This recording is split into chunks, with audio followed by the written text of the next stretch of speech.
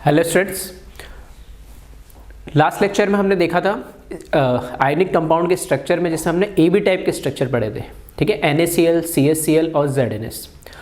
अब हम स्टार्ट करने वाले AB2 या A2B टाइप के स्ट्रक्चर, जिसमें हमें पहला जो पढ़ना है वो है कैल्शियम फ्लोराइड CaF2 का स्ट्रक्चर, जिसको फ्लोराइड स्ट्रक्चर भी बोलते हैं। तो वापस से बस वही है कि हमें ध्यान रखना है कौन कहाँ सिचुएटेड होता है, पोजिशंस क्या है। तो इन जनरल हम बोलते हैं जो बड़ा आयन होता है, और जनरली बड़ा आयन हम एनाइन को मानते हैं, ठीक है। लेकिन जैसे हमने CHCl में देखा था, मैंने बोला था उनका रिवर्स भी पॉसिबल है, कि हम जरूर नहीं लैटिस हमेशा एनाइन से बनाए, वो वहाँ पर, ठीक है, सीजियम आयन से भी बन सकता है। इसी तरीके से यहाँ पर अगर हम कंपेयर करें कैल्शियम +2 आयन और फ्लोरीन माइनस, ठीक है, F- और Ca+2, तो इसमें जो साइज होती है वो कैल्शियम +2 की बड़ी होती है, F- की छोटी होती है। इस वजह से यहाँ पे जो लैटिस बनाता है FCC या CCP लैटिस जो बनाता है वो कैल्शियम +2 आयन बनाता है। तो ये चीज़ में आपको ध्यान रखना है थोड़ा। तो कैल्शियम +2 आयन फॉर्म CCP और FCC लैटिस, ठीक है। दैट इज कहाँ प्रेजेंट होगा ये? कॉर्नर प्लस फेस सेंटर पे, that is present at corner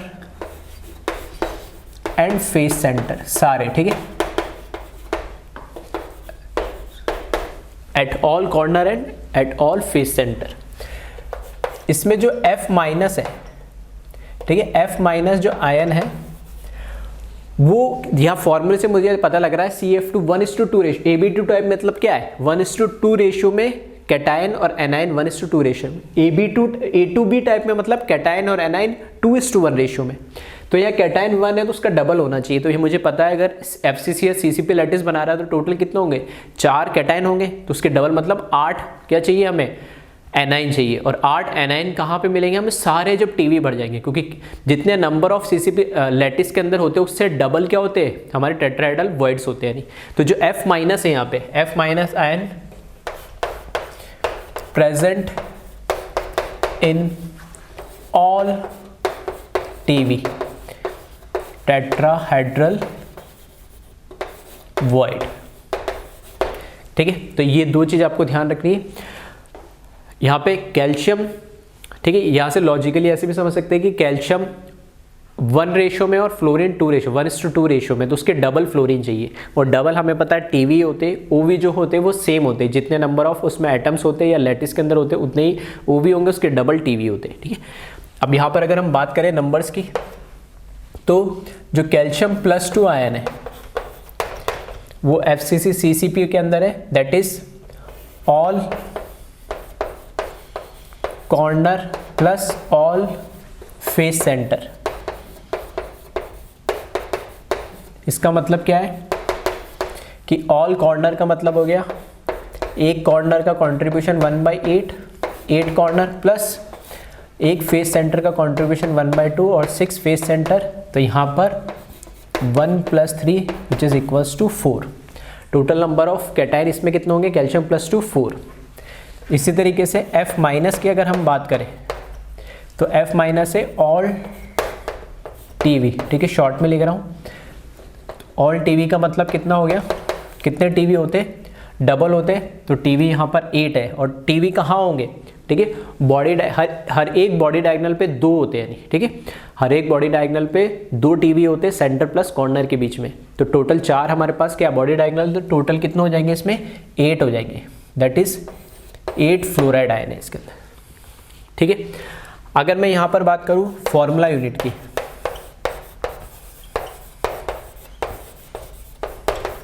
formula unit की बात करें तो 4 कैल्शियम +2 है और 8 F- है, विच मीन्स अगर मैं यहाँ से 4 कॉमन ले लेता हूँ तो कैल्शियम +2 और 2 F-, तो फॉर्मूले में पता लग ही रहा है Ca और F2। और वैसे भी चेक कर सकते हो, 4 से कैल्शियम पे +2 चार्ज है, 1 फ्लोरीन पे 1- चार्ज है, तो 2 पॉजिटिव को बैलेंस करने के लिए 2 नेगेटिव चाहिए, तो 2 फ्लोरीन तो चाहिए होंगे।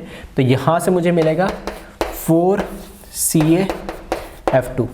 दैट मीन्स जो फॉर्मूला यूनिट है Z की वैल्यू कितनी होगी 4, 4 यहाँ पर हमारे पास कैल्शियम फ्लोराइड के क्या होते हैं, मॉलिक्यूल प्रेजेंट होते हैं, ठीक है, एक यूनिट सेल के अंदर। फिर अगर हम बात करें यहाँ पर इसकी एज लेंथ की, ठीक है, तो सेम ही है इसमें भी। यहाँ एक स्ट्रक्चर बना देता हूँ मैं।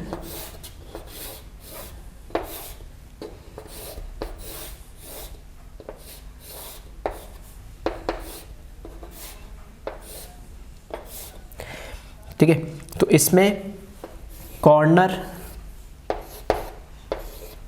ठीक है, सारे कॉर्नर पे तो ये होगा कैल्शियम प्लस कहाँ, फेस सेंटर पे,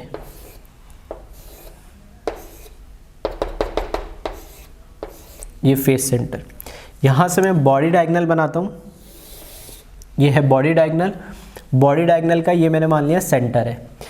इस सेंटर और इस कॉर्नर के बीच में एक फ्लोराइड आयन और इस सेंटर इस कॉर्नर के बीच में एक फ्लोराइड आयन, ठीक है, एक बॉडी डायगोनल पे 2 होगा। तो इस तरीके से 4 बॉडी डायगोनल हो गए, तो 4 पे 8 फ्लोराइड आ जाएंगे। अगर मैं बात करता हूँ कि यहाँ पे जो टेट्राहेड्रल वॉइड है, टेट्राहेड्रल वॉइड में हमारे पास फ्लोराइड है और कॉर्नर पे हमारे पास कैल्शियम +2, ये दोनों एक दूसरे को क्या कर रहे होंगे, टच कर रहे हैं, ठीक है, टच कर रहे हैं। तो यहाँ से ये पूरी जो लेंथ है वो √3a है, इसकी हाफ करेंगे तो √3a/2 और उसकी भी हाफ कर देंगे, मतलब इसका सेंटर और इसका सेंटर दोनों को मिलाएंगे तो कितना आ जाएगा, √3a/4। ये है कैटाइन, ये है एनाइन। तो एज लेंथ की अगर मैं बात करूं यहाँ पर,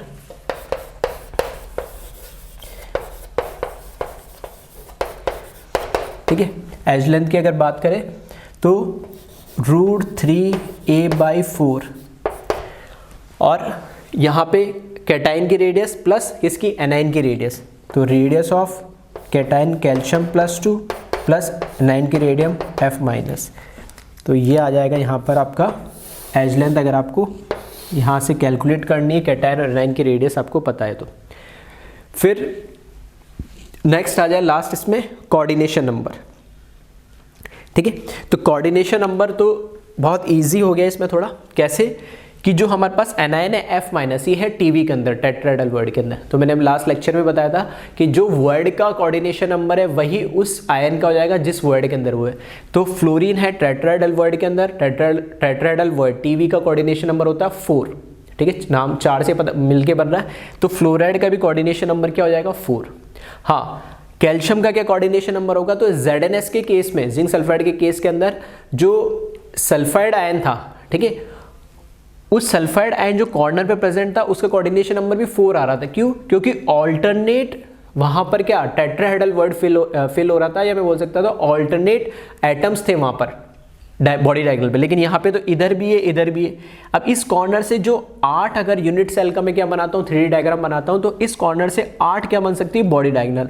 और 8 बॉडी डायगोनल के एक साइड में, ठीक है, हर एक बॉडी डायगोनल पे 2-2 क्या मिलेंगे मुझे, फ्लोराइड आयन मिलेंगे, मतलब टेट्राहेड्रल वर्ड पे ये मिलेंगे। तो इसका जो कोऑर्डिनेशन नंबर होगा वो कितना हो जाएगा, 8 हो जाएगा यानी। और फॉर्मूले से भी मुझे पता लग रहा है, अगर ये किसके अंदर है, फॉर्मूले से पता लग रहा है CF2 1:2 रेशियो में, ठीक है, 1:2 रेशियो में। दैट मीन्स क्या है, उसका कोऑर्डिनेशन नंबर बिल्कुल उसका उल्टा हो जाएगा कि इसको तो 4 घेर रहे होंगे और इसको कौन 8 घेर रहे होंगे, मतलब इसको 4 सराउंड कर रहे होंगे कैल्शियम आयन और इसको 8 कर रहे होंगे। इस कॉर्नर से जो 8 बॉडी डायगोनल निकलेगी उन पे हर एक पे, ठीक है, इससे नियर बाय पे जो फ्लोराइड आयन होगा वो इसको क्या कर रहा होगा, टच कर रहा होगा। तो इसका कोऑर्डिनेशन नंबर होगा 8 और इसका कोऑर्डिनेशन नंबर होगा 4। तो यहाँ पे कोऑर्डिनेशन नंबर की अगर हम बात करें, ठीक है, तो कोऑर्डिनेशन नंबर कैल्शियम +2 की अगर हम बात करें तो इसका कोऑर्डिनेशन नंबर होता है 8, मतलब 8 फ्लोराइड आयन इसको क्या कर होंगे, सराउंड कर रहे होंगे। और फ्लोराइड का कोऑर्डिनेशन नंबर की बात करें तो इसका कोऑर्डिनेशन नंबर होगा 4, इससे 4 कैल्शियम प्लस आयन सराउंड कर रहे होंगे, यहाँ से दिख भी रहा है वो, ठीक है। और टेट्राहेड्रल वर्ड में तो वहाँ से वैसे भी समझ में आ रहा है। और इसको रिप्रेजेंट किस तरीके से करते हैं, दोनों का कोऑर्डिनेशन नंबर को आपको रिप्रेजेंट करना है तो ये इस तरीके से लिखा जाएगा 8:4। हाँ, इसको कैंसिल आउट करके 2:1 मत कर देना।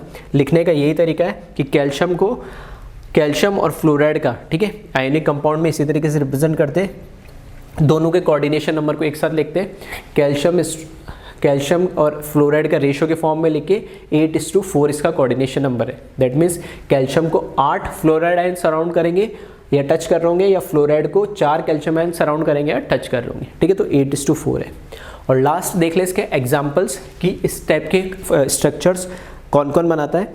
तो इस टाइप के स्ट्रक्चर्स जो है, ठीक है, मैं ठीक है इधर साइड में लिख देता हूँ SrF2 और BF2।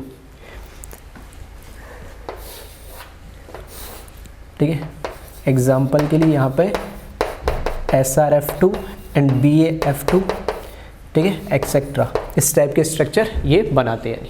ठीक है, तो इसको कॉपी कर ले एक बार।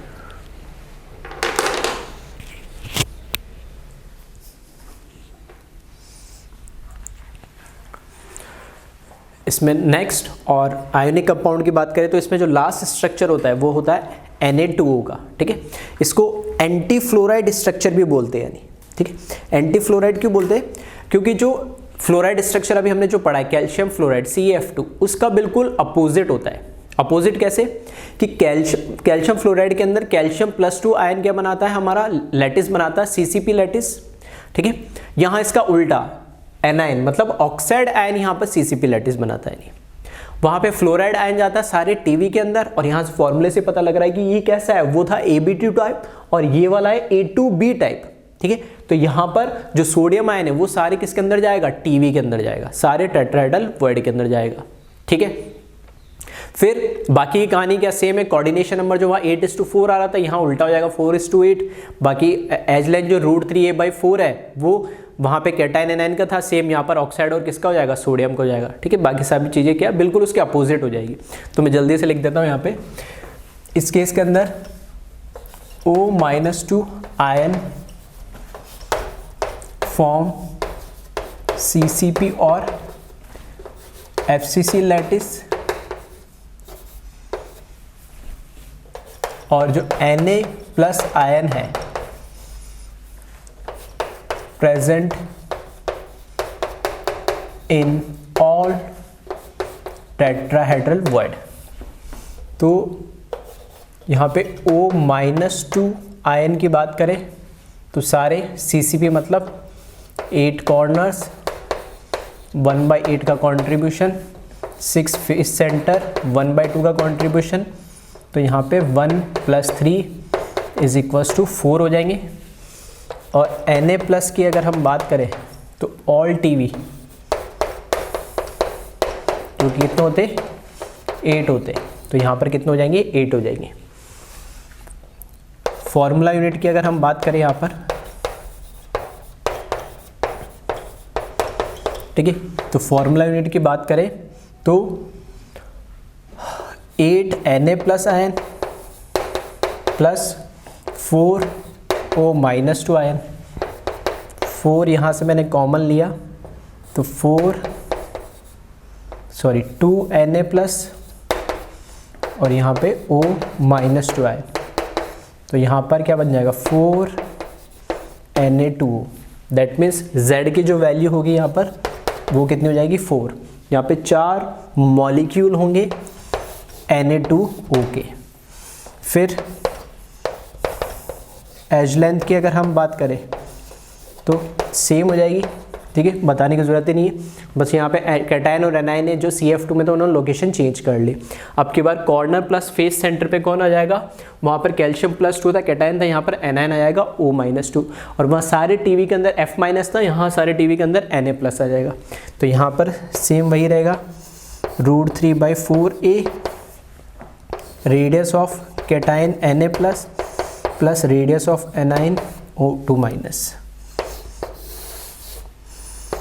और इसी तरीके से कोऑर्डिनेशन नंबर की अगर हम बात करें तो कोऑर्डिनेशन जो इसमें नंबर होगा, ठीक है, कोऑर्डिनेशन नंबर जो है इसके अंदर Na+, ये कहाँ पर प्रेजेंट होगा, Na+ है हमारा सारे टीवी के अंदर। तो टीवी का कोऑर्डिनेशन नंबर कितना होता है, टीवी का कोऑर्डिनेशन नंबर 4, और ऑक्साइड का कोऑर्डिनेशन नंबर कितना होता है, ऑक्साइड का कोऑर्डिनेशन नंबर कितने टीवी से घिरा हुआ होगा, वो 8 से, तो यहाँ पर जाएगा 8। तो इस तरीके से इसको रिप्रेजेंट करेंगे, Na+ और O-2 को ये आ जाएगा 4:8 इसका कोऑर्डिनेशन नंबर, ठीक है। तो बिल्कुल रिवर्स आ जाएगा फ्लोराइड का, इसलिए नाम भी इसको क्या दिया है, एंटी फ्लोराइड स्ट्रक्चर दिया है। तो इस तरीके से आपको सिर्फ ये ध्यान रखना है कि पोजीशंस क्या होगी। 3 स्ट्रक्चर AB टाइप के थे और 2 स्ट्रक्चर AB2 या A2 हम बोल सकते हैं, जिसमें फ्लोराइड और एंटी फ्लोराइड है। तो आपको इनमें अल्टीमेटली बस इनकी लोकेशंस पता होना चाहिए, बाकी चीज़ आप खुद, ठीक है, लॉजिकली, ठीक है, आराम से कर सकते हैं, जितना अपन ने पीछे चैप्टर पढ़ा उसकी हेल्प से, ठीक है। तो इसको कॉपी करें।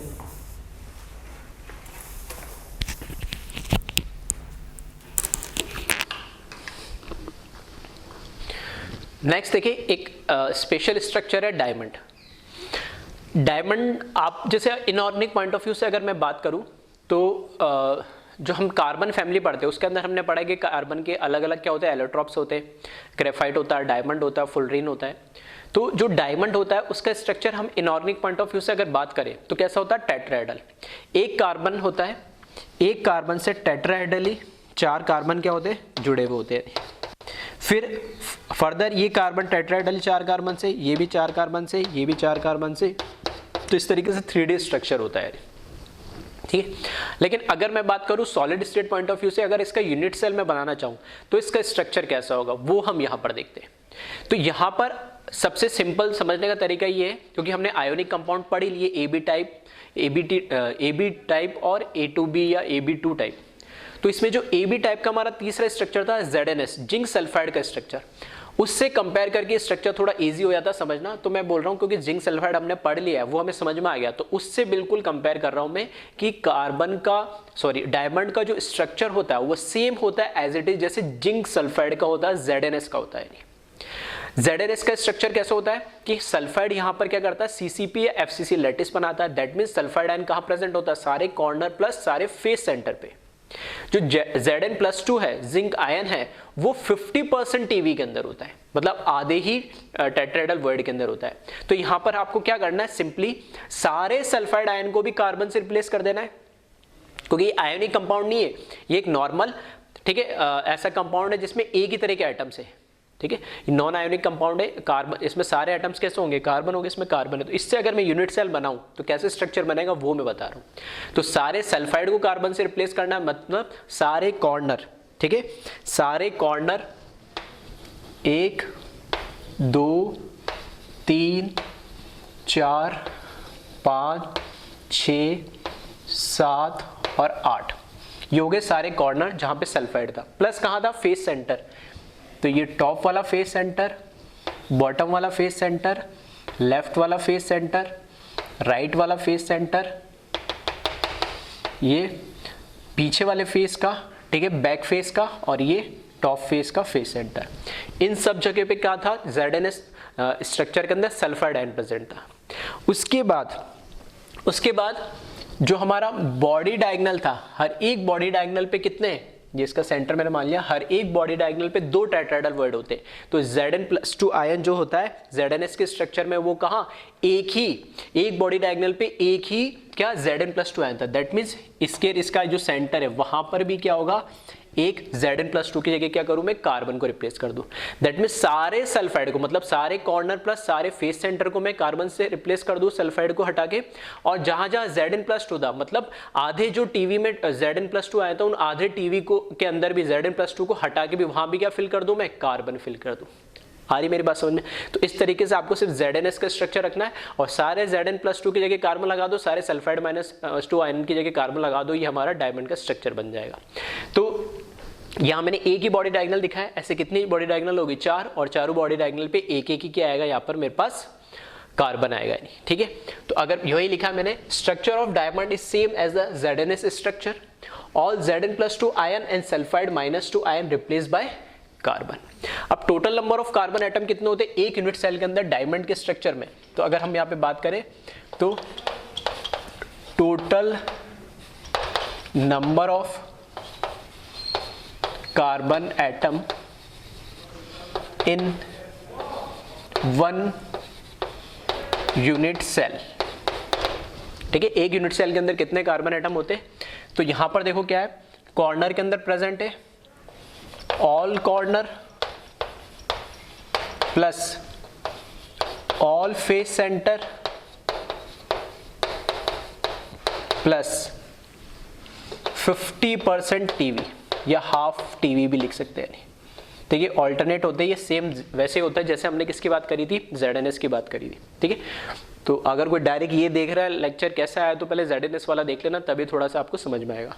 तो अगर नंबर की बात करूँ यहाँ पे मैं, तो ऑल कॉर्नर का मतलब हो गया 8 कॉर्नर है और हर एक कॉर्नर का कंट्रीब्यूशन उस यूनिट सेल में तो 1/8 ही होगा, प्लस 6 फेस सेंटर है और हर एक फेस सेंटर का उस यूनिट सेल में कंट्रीब्यूशन 1/2, प्लस 50% मतलब कितने, 50% का मतलब क्या हो गया, 8 टीवी होते हैं लेकिन यहाँ पर कितने, 4 ही होंगे, हर एक का कंट्रीब्यूशन उसके अंदर 1 ही होता है। तो इसको कैलकुलेट करोगे तो ये आएगा 1 प्लस यहाँ पर आएगा 3 प्लस 4, तो टोटल आ जाएगा 8। टोटल 8 हमारे पास क्या होते, कार्बन एटम होते एक यूनिट सेल के अंदर डायमंड के स्ट्रक्चर के अंदर। ठीक है, तो इस तरह के क्वेश्चन से पूछे जाते हैं। तो ये मैंने बता दिया कहाँ कहाँ लोकेटेड होते हैं, लोकेशंस मैंने बता दी, कितने नंबर ऑफ कार्बन एटम है वो मैंने बता दिया। अगर मैं कोऑर्डिनेशन नंबर, ठीक है, कोऑर्डिनेशन नंबर की बात कर ही सकते हैं। कोऑर्डिनेशन नंबर मतलब एक एटम को कितना एटम सराउंड कर रहा है। अब ध्यान से सुनना, ZNS के अंदर Zn+2 का भी कोऑर्डिनेशन नंबर कितना था, 4, और सल्फाइड -2 का भी कोऑर्डिनेशन नंबर कितना था, 4, क्योंकि वो ZnS बनाई कैसे, 1:1 रेशियो के अंदर है।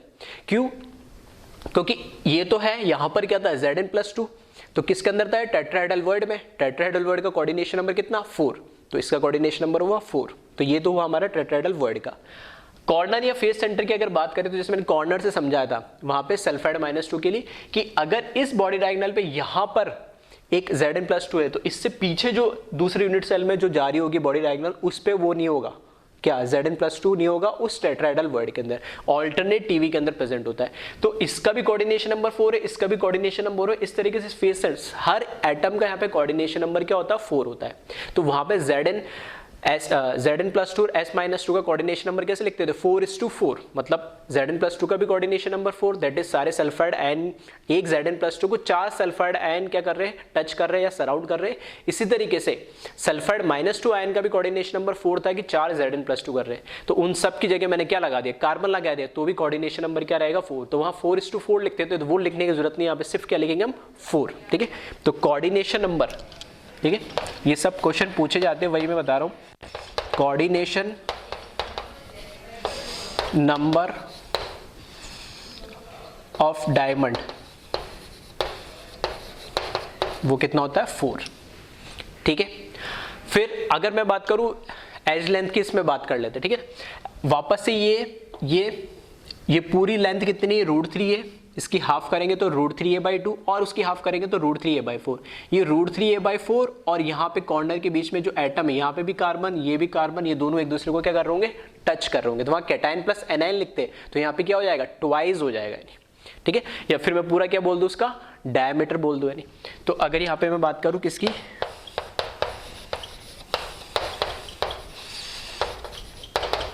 एज लेंथ की, अगर मैं बात करूं एज लेंथ की बात करूं तो √3a/4, फिर ट्वाइस, आधा तो मॉलिक्यूल ये और आधा ये, मतलब आधी रेडियस इस वाले एटम की और आधी रेडियस इस वाले। ठीक है, तो ट्वाइस रेडियस ऑफ C, मतलब कार्बन लिख दिया मैंने। ठीक है, यहां से चाहो तो आप क्या कर सकते हो, A और R के बीच में क्या कर सकते हैं, हम रिलेशन निकाल सकते हैं। और ये रिलेशन निकालने का पर्पस क्या है कि यहां पर मुझे पता लग जाएगा कि A = चलो मैं लिख देता हूं, ये कितना आ जाएगा, 8 हो जाएगा। तो 8 radius of carbon divided by √3। ठीक है, ये 8 हो जाएगा और ये √3।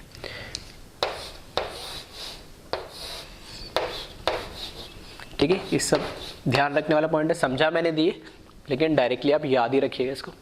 अब इसमें इंपॉर्टेंट एक चीज आ जाती है, क्या है, पैकिंग एफिशिएंसी।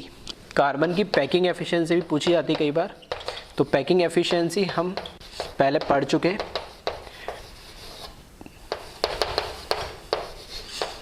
ठीक है, जो पैकिंग एफिशिएंसी है इसके अंदर वो क्या होता है, टोटल इस यूनिट सेल का कितना वॉल्यूम है वो तो A³ भी रहेगा। अगर इसकी यूनिट लेंथ कितनी है, मैंने यहाँ पर क्या मान ली, A मान ली है। ठीक है, तो ये तो कितना रहेगा, A³ भी रहेगा।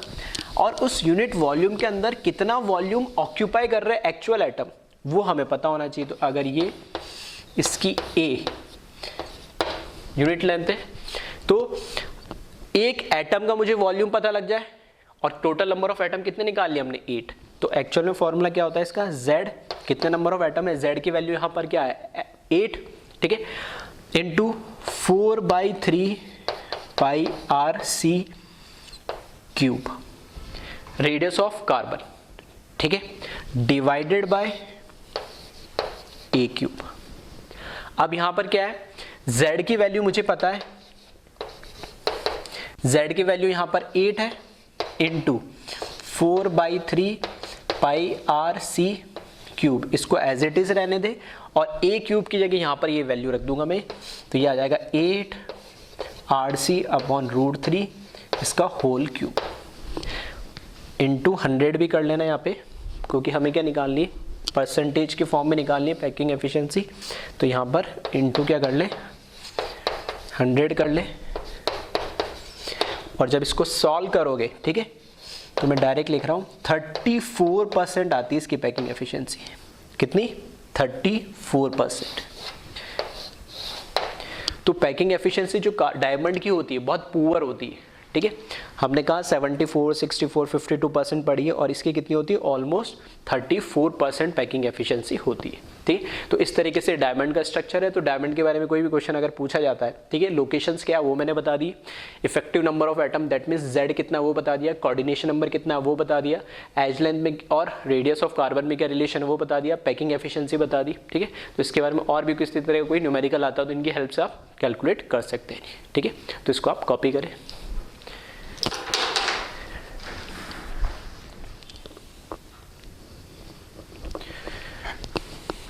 नेक्स्ट टॉपिक देखिए, इसमें इस तरह के क्वेश्चंस भी आपने कई मॉड्यूल शीट्स में या कहीं देखे होंगे। इफेक्ट ऑफ टेम्परेचर और इफेक्ट ऑफ प्रेशर क्या होता है अगर हम किसी यूनिट सेल के ऊपर लगाते हैं। तो पहले बात करते हैं हम इफेक्ट ऑफ प्रेशर की।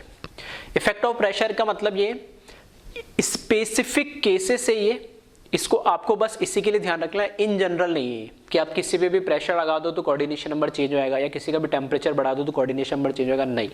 स्पेसिफिक केस ये है कि NaCl का हमें पता है कोऑर्डिनेशन नंबर क्या है 6:6, CaCl का कोऑर्डिनेशन नंबर क्या होता है 8:8। अब यहां पर एक एक्सपेरिमेंटल बोल सकते हैं या किसी तरीके से स्टडी बोल सकते हैं, वो स्टडी किया गया है कि जब NaCl का स्ट्रक्चर था, NaCl के स्ट्रक्चर जो यूनिट सेल था, उस यूनिट सेल के ऊपर जब प्रेशर लगाया गया, या मैं बोल सकता हूँ एक स्ट्रक्चर है जिसमें बहुत सारी यूनिट सेल है, उस स्ट्रक्चर पे प्रेशर लगाया, तो जो NaCl के जो मॉलिक्यूल्स थे जहां जहां वो लोकेटेड थे, वो सब क्या आने लगे, थोड़े थोड़े से पास में आने लगे, ड्यू टू उस पर प्रेशर पड़ने लगा, नहीं, ठीक है। प्रेशर पड़ने से मॉलिक्यूल्स क्या आने लगे, पास पास आने लगे, और जैसे मॉलिक्यूल्स पास पास आने लगे तो इनका कोऑर्डिनेशन नंबर है ना वो चेंज हो गया, वो 6:6 से कितना हो गया 8:8। या मैं ऐसे बोल सकता हूं इसको, जो NaCl का जो स्ट्रक्चर था वो किस टाइप का कन्वर्ट हो गया, CaCl का स्ट्रक्चर। ऐसा नहीं है कि NaCS बन गया या Cl तो Cl ही है लेकिन NaCS में नहीं। कहने का मतलब है कि जो NaCl के स्ट्रक्चर में जो Na की लोकेशन थी वो CaCl में जो CS की लोकेशन थी उसमें कन्वर्ट होती जा रही है। तो जैसे प्रेशर पड़ेगा तो मॉलिक्यूल पास में आएंगे तो ऑब्वियस सी बात है वो ज्यादा क्या होंगे, स्पेस ऑक्यूपाई करेंगे यूनिट सेल के अंदर, और तो ज्यादा स्पेस ऑक्यूपाई करेंगे तो उनका कोऑर्डिनेशन नंबर भी क्या होगा, बढ़ेगा। तो इसको एज ए एक्सपेरिमेंटल फैक्ट जैसे ही आपको ध्यान रखना है कि जैसे प्रेशर पड़ रहा है, और स्पेसिफिकली किसके लिए, NaCl के लिए, कि NaCl पे जब प्रेशर डालोगे तो वो CaCl टाइप के स्ट्रक्चर में कन्वर्ट हो जाता है, क्योंकि मॉलिक्यूल्स क्या आ रहे पास में।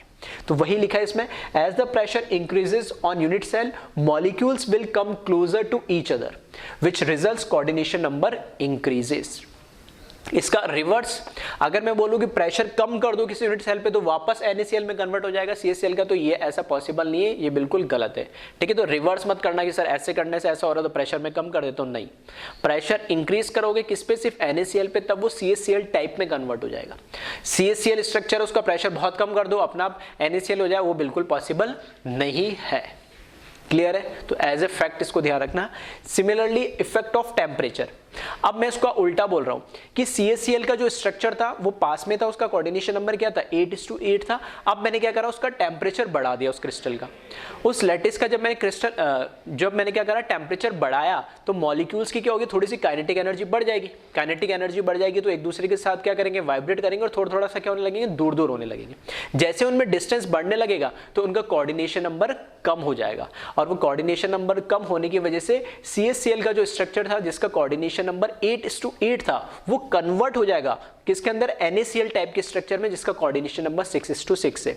तो लॉजिकली आप ध्यान रखना कि रिवर्स इसका बिल्कुल पॉसिबल नहीं है कि मैं अब उल्टा कर दूं कि NaCl का स्ट्रक्चर है उसका क्या करूं, टेम्परेचर कम कर दूं तो CaCl का स्ट्रक्चर बढ़ जाए, ये भी पॉसिबल नहीं है, जैसे हमने प्रेशर की बात करी थी। तो स्पेसिफिकली आपको ध्यान रखना है, प्रेशर बढ़ाने से मॉलिक्यूल पास में आएंगे तो NaCl का स्ट्रक्चर CaCl टाइप में कन्वर्ट हो जाएगा, टेम्परेचर बढ़ाने से मॉलिक्यूल्स दूर जाएंगे तो CaCl का स्ट्रक्चर किसमें, NaCl में कन्वर्ट हो जाएगा। ये फैक्ट है, इसको आप एज इट इज ही ध्यान रखें, सिर्फ इसी के लिए NaCl और CaCl के लिए स्पेसिफिकली फैक्ट है। वही लिखा है, as the temperature increases molecules move away from each other which results coordination number decreases. ठीक है, अब आया नेक्स्ट टॉपिक की बात करते हैं हम, डिफेक्ट इन क्रिस्टल, जो कि लास्ट टॉपिक है आपके इस चैप्टर का और जो कि बोर्ड पॉइंट ऑफ व्यू से भी और कंपटीशन के एग्जाम पॉइंट ऑफ व्यू से भी इंपॉर्टेंट है। डिफेक्ट आते क्यों है क्रिस्टल में, कोई भी हम लैटिस बना रहे, किसी भी क्रिस्टल का आयोनिक कंपाउंड का किसी का भी हम लैटिस बना रहे तो इसमें डिफेक्ट्स कैसे आते हैं। कुछ डिफेक्ट्स बाय डिफॉल्ट आते हैं बनाते समय, ठीक है, कुछ इग्नोरेंस की वजह से, कुछ इम्प्योरिटी की वजह से, कुछ किस कंडीशंस में हम उस क्रिस्टल्स को बना रहे, क्या प्रेशर टेम्परेचर वगैरह है, और कुछ डिफेक्ट्स क्या होते हैं हम जनरली लेकर आते हैं, कुछ डिफेक्ट्स उसमें जनरली जनरेट करते हैं। क्यों करते हैं, क्योंकि उन डिफेक्ट की वजह से कुछ उनकी प्रॉपर्टी शो होती है और वो प्रॉपर्टी की रिक्वायरमेंट या उसकी जो हम बोल सकते हैं जो नेचर उसका चेंज होता है डिफेक्ट के आने से, वो हमारे लिए यूजफुल हो जाता है। तो कुछ डिफेक्ट तो बाय डिफॉल्ट आ जाते हैं बनाते समय, मैन्युफैक्चर करते समय या लैटिस को क्रिएट करते समय, और कुछ डिफेक्ट हम जनरली उसमें जनरेट करते हैं हमारे यूटिलिटी के अकॉर्डिंग। ठीक है, तो कैसे होता है वो अभी हम देखेंगे। तो डिफेक्ट इन क्रिस्टल की बात करें तो defect in crystal arises due to, पहला लिखा condition under which crystal is develop, दूसरा इम्प्योरिटी, ऑब्वियसली बात है किसी भी चीज के अंदर इम्प्योरिटी होगी तो डिफेक्ट तो आने ही आने, और तीसरा है टेम्परेचर। ठीक है, तो जैसे ये टेम्परेचर का एग्जांपल है, और एक टेम्परेचर जैसे हमने स्टार्टिंग में भी देखा था कि एमरफस और हम कैसे क्रिस्टलाइन के अंदर अगर हम बात कर रहे थे तो टेम्परेचर का एक फर्क पड़ता है कि हम सडनली कूल कर रहे हैं या धीरे धीरे कूल कर रहे हैं तो उससे उसका जो नेचर है प्रॉपर्टी वही चेंज हो जाती है। तो ये कुछ कंडीशंस हैं जिसके अंदर क्रिस्टल के अंदर डिफेक्ट आते हैं। तो ये एक तो बस बेसिक सी चीज है। हाँ, डिफेक्ट कौन कौन से टाइप के होते हैं और कौन कौन से डिफेक्ट किस किस वजह से आते हैं और उसका क्या इफेक्ट होता है, वो सबसे ज्यादा इंपॉर्टेंट है जो हम अब आगे स्टडी करने वाले हैं। ठीक है, तो एक बार इसको आप कॉपी कर लें।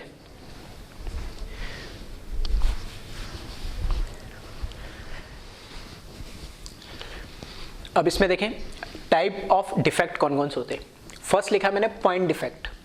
पॉइंट नाम से पता लग रहा है कि एक पर्टिकुलर पॉइंट की बात हो रही है। तो एटम और आयन, ठीक है, अगर कोई ऐसा क्रिस्टल है जिसमें सारे सिर्फ एटम्स है, जैसे कार्बन में सारे एटम है, आयन जैसे हम आयोनिक पढ़ा है, तो एटम भी हो सकता है आयन भी हो सकता है। एटम और आयन मिसप्लेस्ड, मतलब उसकी जो भी लोकेशन है, for example corner, face centre, body centre, TV या ओवी, जो भी उसकी लोकेशन वहां से वो मिसप्लेस्ड हो जाए। मिसप्लेस्ड का मतलब क्या है, वहां से हटके कहीं दूसरी जगह चला जाए उस क्रिस्टल के अंदर ही। ठीक है, पहली कंडीशन अपनी लोकेशन को हटा के उसी क्रिस्टल के अंदर या उसी यूनिट सेल के अंदर कहीं दूसरी जगह फिट हो जाए, जो इंटरस्टिशियल्स वॉइड्स होते हैं ऐसा हम कह सकते हैं दूसरी लोकेशन में। या फिर मिसिंग, मिसिंग का मतलब हो गया वहां से क्रिस्टल से निकल जाए, गायब हो जाए, वो मिस हो जाए, उसके यूनिट सेल में जो लोकेशन वहां से मिस हो जाए, अपनी लोकेशन ही छोड़ के चला गया। मिसप्लेस्ड का मतलब ही अपनी प्लेस को छोड़ के दूसरी जगह चला गया। मिसिंग का मतलब वहां से निकल ही गया। और तीसरा लिखा रिप्लेस, रिप्लेस मतलब उसकी जगह कोई दूसरा एटम या आयन आ गया। ठीक है, तीन कंडीशन है, अपनी जगह छोड़ के उसी क्रिस्टल में दूसरी जगह चला गया, या अपनी जगह छोड़ के क्रिस्टल से बाहर ही चला गया। तीसरी कंडीशन वो गया और उसकी जगह कोई दूसरा एटम या आयन आ गया। ठीक है, तो वही लिखा एटम और आयन आर मिसप्लेस्ड, मिसिंग और replaced by other ion at some point. Specific एक पॉइंट की बात करें, एक स्पेसिफिक, वो कोई भी एक पॉइंट हो सकता है, corner, face centre, edge centre, ठीक है, बॉडी सेंटर, ओवी, टीवी, कुछ भी हो सकता है। एक पॉइंट के अंदर अगर डिफेक्ट आ रहा है एक पर्टिकुलर जगह पे तो हम उसको बोलेंगे पॉइंट डिफेक्ट। सेकंड दे रखा लाइन डिफेक्ट। लाइन डिफेक्ट का मतलब है कि क्रिस्टल की पूरी एक लाइन के अलोंग एक लाइन खींची, उसमें पूरी में डिफेक्ट आ रहा है, तो सेम चीज वही लिखिए, एटम और आयन आर मिसप्लेस्ड, मिसिंग और replaced by other ion along a line. ठीक है, यहां लिखा है at some point, particular point की बात हो रही है, और लाइन डिफेक्ट में पूरी लाइन के अलोंग। ठीक है, तो मैंने डैश करके पूरा लिख दिया एज इट इज, दोबारा नहीं लिखा, चाहो तो आप लिख लेना तरीके से पूरी लाइन के अलोंग। ठीक है, अगर जैसे क्रिस्टल है तो इस पूरी लाइन पे ही डिफेक्ट आ रहा है तो वो कहलाएगा लाइन डिफेक्ट। और थर्ड इसी तरीके से दे रखा प्लेन डिफेक्ट, नाम से पता लग रहा है पूरे प्लेन, अगर ये एक पूरा प्लेन है तो इस पूरे प्लेन के अंदर डिफेक्ट आ रहा है तो हम उसको बोलेंगे प्लेन डिफेक्ट। तो तीन तरह के होते हैं in general, point defect, line defect और प्लेन डिफेक्ट। हमें जो पढ़ना होता है वो होता है पॉइंट डिफेक्ट। ठीक है, तो पॉइंट जो डिफेक्ट है वो दो तरह के होते हैं, यानी एक होता है स्टेचोमेट्रिक डिफेक्ट और एक होता है नॉन स्टेचोमेट्रिक डिफेक्ट। यहाँ स्टेचोमेट्री और नॉन स्टेचोमेट्री से क्या मतलब है, मोल कॉन्सेप्ट या फिजिकल केमिस्ट्री में हम जो पढ़ते हैं, स्टेचोमेट्री मतलब कोफिशिएंट्स भी होता है, स्टेचोमेट्री और नॉन स्टेचोमेट्रिक कंपाउंड्स भी होते हैं। स्टेचोमेट्रिक कंपाउंड्स वो होते हैं जिस कंपाउंड के अंदर जो एलिमेंट्स होते हैं उसके वो एक सिंपलेस्ट रेशियो के अंदर प्रेजेंट होते हैं। फॉर एग्जांपल CO2, कार्बन और ऑक्सीजन 1:2 के अंदर प्रेजेंट है। Na2O की अगर बात करी थी तो सोडियम और ऑक्सीजन 2:1 में है। ठीक है, फिर मैंने अगर बात कर ली C6H12O6 ग्लूकोज की, तो किसमें 1:2:1, 6:12:6 मतलब 1:2:1 रेशियो प्रेजेंट। तो इस तरीके के कंपाउंड जिसके अंदर जो एटम्स होते हैं वो सिंपलेस्ट रेशियो के अंदर होते हैं वो कहलाते हैं स्टेचोमेट्रिक कंपाउंड। एक होता है नॉन स्टेचोमेट्रिक कंपाउंड। नॉन स्टेचोमेट्रिक कंपाउंड आपने सुना होगा, जैसे Fe, उसके नीचे लिखा होगा 0.93 या 0.95 ऑक्साइड। FeO तो है नॉर्मली जैसे, ठीक है, क्योंकि नॉन स्टेचोमेट्रिक में अलग से बताऊंगा, फिर भी एक बार बता देता हूं। एक तो है FeO फेरस ऑक्साइड, या फिर मैं कैसे लिख सकता हूं Fe2O3 फेरिक ऑक्साइड, ये तो है स्टेचोमेट्रिक कंपाउंड। लेकिन अगर मैंने यहां पर लिख दिया Fe0.93O तो ये कैसा कहलाएगा, नॉन स्टेचोमेट्रिक कंपाउंड, कि इस कंपाउंड के अंदर जो एलिमेंट्स है वो अपने सिंपलेस्ट रेशियो में नहीं है। ठीक है, फ्रैक्शनल कुछ आ रहा है नहीं, वो किस वजह से आता है, वो यही रीजन है डिफेक्ट होने की वजह से। ठीक है, तो अभी तक आपने पढ़ा होगा ऑक्सीडेशन स्टेट में, रिडॉक्स में ही पढ़ा होगा, लेकिन यहाँ पे एक्चुअल ऐसा क्यों बनता है, कैसे बनता है, वही हम यहाँ पर डिस्कस करने वाले। तो स्टेचोमेट्रिक डिफेक्ट वो डिफेक्ट कि ऐसे डिफेक्ट आने से कि जो हमारा स्टेचोमेट्रिक कंपाउंड है उसके फॉर्मूले पे कोई फर्क ना पड़े।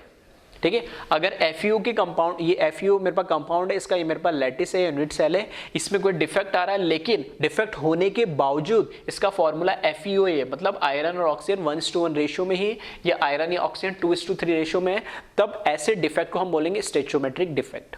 एक होता है नॉन स्टेचोमेट्रिक डिफेक्ट। ठीक है, उसकी डेफिनेशन नहीं लिखी, पहले स्टेचोमेट्रिक के टाइप पढ़ेंगे, फिर मैं नॉन स्टेचोमेट्रिक की डेफिनेशन और फिर उसके टाइप देखो बताऊंगा। तो फिर भी बताया था, नॉन स्टेचोमेट्रिक डिफेक्ट वो होते जिसमें डिफेक्ट आने की वजह से, ठीक है, डिफेक्ट आने की वजह से अगर ये मेरे पास FeO था तो किस में कन्वर्ट हो गया, वो Fe0.93O में कन्वर्ट हो गया, मतलब उसका स्टेचोमेट्री ही चेंज हो गया। दैट मींस उसमें जो कंपाउंड्स के अंदर जो एलिमेंट्स थे वो सिंपलेस्ट रेशियो के अंदर जो प्रेजेंट थे वो अब कैसे हो गए, डिस्टर्ब हो गए, यानी ठीक है, अब वो फ्रैक्शनल वे में आ गए, यानी तो ऐसे कंपाउंड्स जो नॉन स्टेचोमेट्री में कन्वर्ट हो जाते हैं। तो वही लिखा है, defect in which formula of compound remain same even after the defect. ठीक है, तो स्टेचोमेट्री डिफेक्ट क्या है, वो सारे डिफेक्ट जिसके अंदर डिफेक्ट आने के बावजूद भी फॉर्मूले पे कोई फर्क नहीं पड़ रहा, कंपाउंड का अंदर जो रेशियो था एलिमेंट का वो वही रहता है। ठीक है, अब इसके अंदर हम बात करते हैं, स्टार्ट करते हैं फर्स्ट डिफेक्ट जिसका नाम है शॉर्ट की डिफेक्ट। ठीक है, SCHOTTKEY शॉर्ट की डिफेक्ट है। ठीक है, अनाउंस आप कैसे करते हो, आपका अलग अलग तरीका है। तो शॉर्ट की डिफेक्ट क्या होता है उसकी पहले हम बात करते हैं। तो यहाँ पे डिफेक्ट को दिखाने के लिए, ठीक है, एक ये इस तरीके से मैंने कुछ बना रखा है डायग्राम, जिसमें यहाँ पॉजिटिव नेगेटिव पॉजिटिव नेगेटिव, फिर ऑल्टरनेट पॉजिटिव की इधर नेगेटिव, फिर पॉजिटिव नेगेटिव पॉजिटिव, फिर वापस ऑल्टरनेट पॉजिटिव नेगेटिव, इस तरीके से मैं लगा दी। तो ये मैं बोल रहा हूँ ये कि आइडियल क्रिस्टल लैटिस है जिसमें हमारे पास कैटायन और एनायन है, और ये जो बीच में स्पेस है इनको बोलते हैं हम इंटरस्टिशियल्स वॉइड्स। ठीक है, इंटरस्टिशियल्स वॉइड्स क्या होती है वो सब पढ़ चुके हैं। तो यहाँ पर ये जगह जो है स्पेस है, ठीक है, एक दिखा देता हूँ मैं, ये सारी जो दिख रही है, ठीक है, ये सब क्या है,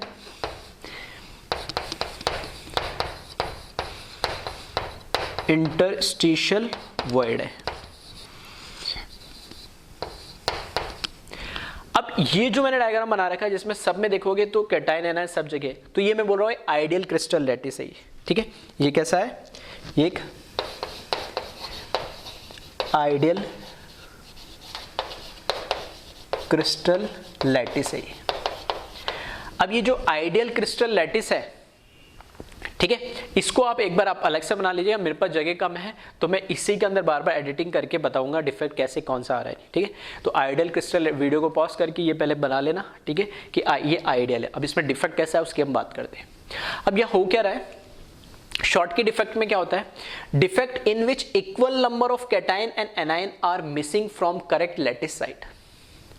इसका क्या मतलब है, इक्वल नंबर ऑफ कैटाइन और एनाइन।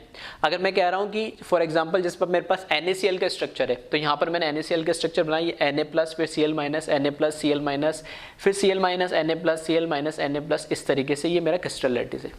अब जितने Na+ इसमें से मिसिंग मतलब इसमें से निकल के चले गए, ठीक है, इसमें से निकल के क्या हो गया, चले गए। जितने Na+ इसमें से निकले हैं, ठीक है, उतने ही Cl- इसमें चले। अगर मैं कह रहा हूं कि अगर मेरे पास 2 Na+ इसमें से निकले तो 2 ही Cl- चले गए। एग्जांपल के लिए मेरे पास इसमें इस लैटिस के अंदर 100 Na+ थे और 100 ही Cl- थे, तो 100:100 मतलब 1:1 के रेशियो में थे। अब मैं कह रहा हूं उसमें से 2 Na+ चले गए तो 2 ही Cl- भी चले जाए, तो अब कितने हो गए, 98 Na+ और 98 ही Cl-। अभी भी रेशियो 1:1 ही है। तो इस डिफेक्ट के होने के बाद, डिफेक्ट मतलब क्या हुआ कि NaCl ने अपनी क्रिस्टल लैटिस को क्या करा, रिप्लेस कर दिया। मतलब एक तरीके से मैं बोल सकता हूं यहां से, अब मैं, ठीक है, ये आइडियल क्रिस्टल था, अब मैं इसमें शॉर्ट की डिफेक्ट दिखा रहा हूं। शॉर्ट की डिफेक्ट कैसे दिखा रहा हूं, ये मैंने हटा दिया आइडियल का, और यहां से मैंने क्या करा, एक Na+ हटा दिया। तो ये अब क्या एक तरीके से क्या हो गया, वॉइड क्रिएट हो गया, यानी, ठीक है, एक Na+ हटाए तो एक Cl- भी हटा देते, तो मैंने यहां से Cl- भी हटा दिया, ठीक है। और ये भी एक क्या हो गया, ये भी एक वॉइड क्रिएट हो गया। तो एक भी जाएगा, 2 भी जाएंगे, 5 भी जा सकते हैं, लेकिन जितने कैटाइन जाए उतने ही एनाइन जाना जरूरी है, तभी वो स्टोइचियोमेट्रिक डिफेक्ट बनाएगा। क्योंकि कंपाउंड जो है उसके फॉर्मूले में कोई चेंज नहीं आना चाहिए, ठीक है, 1:1 रेशियो है तो 1:1 ही मेंटेन रहेगा। तो जितने Na+ जा रहे हैं उतने Cl- या जितने कैटाइन जा रहे हैं मैं ऐसे बोल सकता हूँ उतने एनाइन होंगे। सेम नंबर ऑफ मिसप्लेस इसमें से निकल के चलेगी, इनकी कोई दूसरा नहीं आया, ये मिसप्लेस हो गया, ठीक है। तो वही इसमें लिखा है, ठीक है।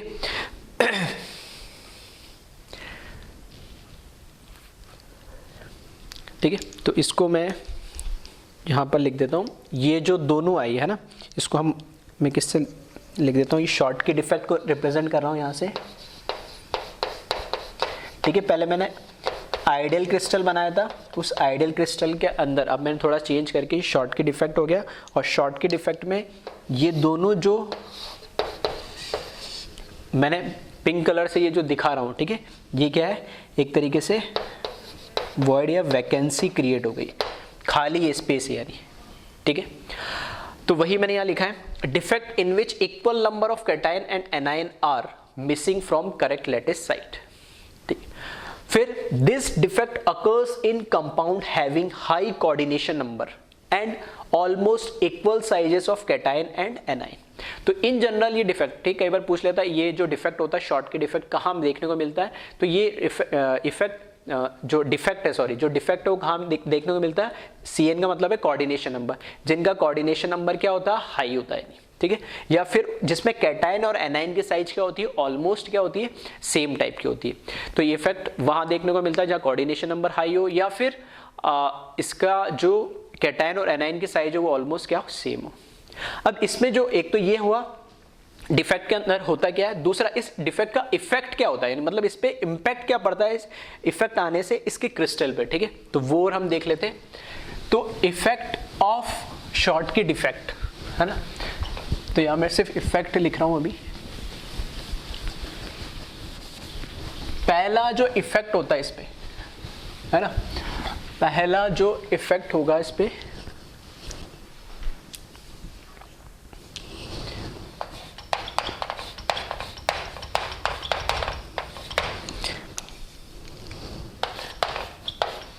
पहला तो मैं बात कर रहा हूं किसकी, एंट्रोपी की।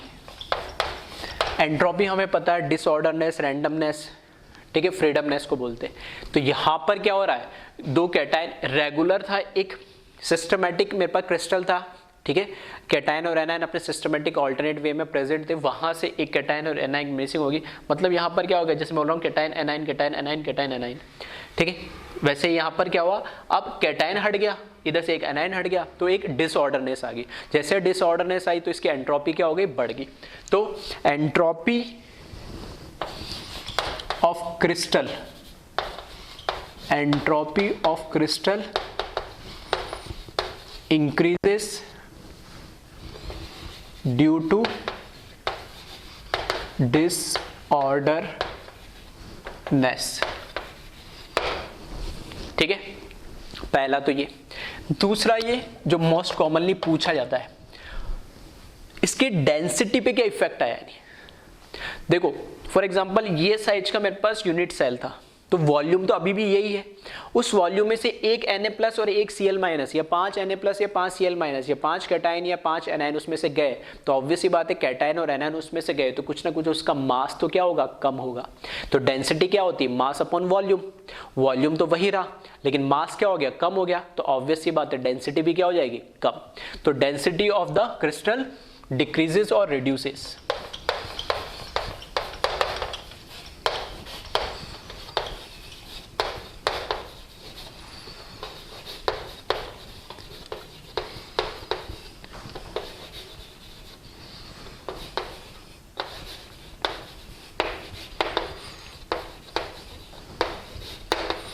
ठीक है, due to loss of mass of cation and anion. Third point, अगर क्या इफेक्ट पड़ा तो मैं बात करता हूं इसकी कंडक्टिविटी की। ठीक है, कंडक्टिविटी जो है, आप बताएं क्या होगा, कंडक्टिविटी बढ़ेगी, कम होगी, क्या होगी। तो इस केस में क्या होता है, इस डिफेक्ट के आने की वजह से कंडक्टिविटी क्या होती है, बढ़ जाती है। तो सेमीकंडक्टर आपने पढ़े ही होंगे, ठीक है, फिजिक्स में आप सेमीकंडक्टर आपने पढ़ा होगा। तो सेमीकंडक्टर के अंदर क्या होता है, पी टाइप और एन टाइप सेमीकंडक्टर आपने देखा होगा। एन टाइप में क्या होता है, इलेक्ट्रॉन्स ज्यादा होते हैं, पी टाइप में क्या होते हैं, वॉइड्स ज्यादा। तो इस केस में ये दो क्या हुआ, एक्चुअल में वॉइड्स ही तो क्रिएट हुए हैं।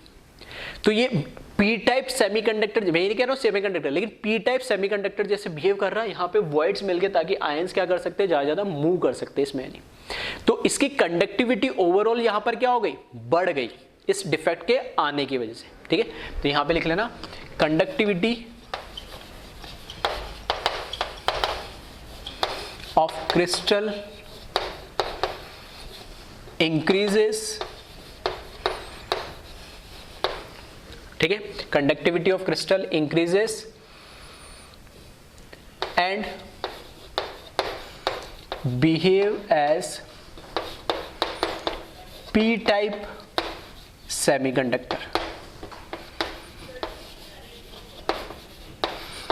ठीक है, तो ये सारा था शॉर्ट की डिफेक्ट के बारे में। स्टेचोमेट्री का पहला डिफेक्ट था शॉर्ट की डिफेक्ट। शॉर्ट के डिफेक्ट में क्या होता है कि इक्वल नंबर ऑफ कैटायन और एनायन अपने रेगुलर क्रिस्टल लैटिस से क्या हो जाते हैं, मिस हो जाते हैं या उसमें से निकल जाते हैं, रिमूव हो जाते हैं। नहीं तो उससे इनके फॉर्मूले पे कोई फर्क नहीं पड़ता, रेशियो सेम ही रहता है। नहीं अब ये जो शॉर्ट के डिफेक्ट है जिसका कोऑर्डिनेशन नंबर हाई होता है और कैटायन और एनायन की सेज क्या होती है, ऑलमोस्ट सेम होती है, उसमें जनरली मिलता है। और एग्जाम्पल भी लिखे हैलाइड्स ऑफ मेटल। ठीक है, ये एग्जाम्पल में लिखा है लास्ट में एल्कलाई मेटल हैलाइड, जिसमें NaCl KCl एक्सेट्रा वगैरह कहते हैं। और सबसे इंपॉर्टेंट इसमें इफेक्ट जनरली पूछा जाता है। इफेक्ट में डेंसिटी वाला टर्म तो आपको बहुत कॉमनली मिलेगा। तो इस केस में डेंसिटी जो होती है, क्योंकि इसमें मास कैटायन और एनायन इसमें से निकल ही गए, तो इसका मास कम होने की वजह से डेंसिटी कम हो जाती है। और हाँ, इन जनरल आप ध्यान रख सकते हो, तो कॉम्पिटिशन में पूछ सकता है एंट्रोपी, क्योंकि डिसऑर्डरनेस आई तो एंट्रोपी बढ़ी है। और कंडक्टिविटी के अगर बारे में पूछे तो कंडक्टिविटी बढ़ी है, क्योंकि इसमें वॉइड्स क्रिएट हो गए, तो यहाँ पे मूवमेंट आयंस का ईजी हो जाएगा और as a p type semiconductor behave कर सकते हैं। ठीक है, तो ये हुआ पहला शॉर्ट की डिफेक्ट। तो इसको एक बार आप कॉपी कर ले।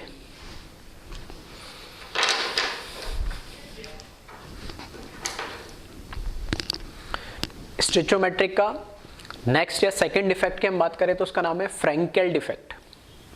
फ्रैंकेल डिफेक्ट में क्या होता है, defect in which some ion are missing from there correct lattice site and occupy position in interstitial void. देखो, शॉर्ट की और फ्रैंकेल में दोनों डिफेक्ट में डिफरेंस क्या है। शॉर्ट की के अंदर वहां पे भी आयन मिसिंग होते हैं, लेकिन कैटायन और एनायन दोनों सेम नंबर में मिसिंग होते हैं और वो लैटिस से बाहर ही निकल जाते हैं। जबकि फ्रैंकेल डिफेक्ट में क्या होता है कि कैटायन और एनायन हो सकता है सिर्फ कैटायन मिसिंग हो या हो सकता है एनायन मिसिंग हो, ठीक है। लेकिन कैटायन और एनायन जो मिसिंग होते हैं वो लैटिस से बाहर नहीं जाते, उस लैटिस के अंदर ही रहते, कहीं ना कहीं जो इंटरस्टिशियल्स वॉइड्स है उनमें ऑक्यूपाई हो जाते हैं। दैट मीन्स कैटायन और एनायन अपनी जगह मिसप्लेस्ड कर दिए, यहाँ मिसिंग नहीं है, यहाँ मिसप्लेस्ड हुआ है। तो यहाँ पर अगर जैसे ये मैं बोल रहा हूँ आइडियल मेरे पास क्रिस्टल लैटिस है, तो इसमें डिफेक्ट दिखाने के लिए फॉर एग्जांपल ये जो कैटायन है यहां से निकल के ये कैटायन आ गया यहां पर,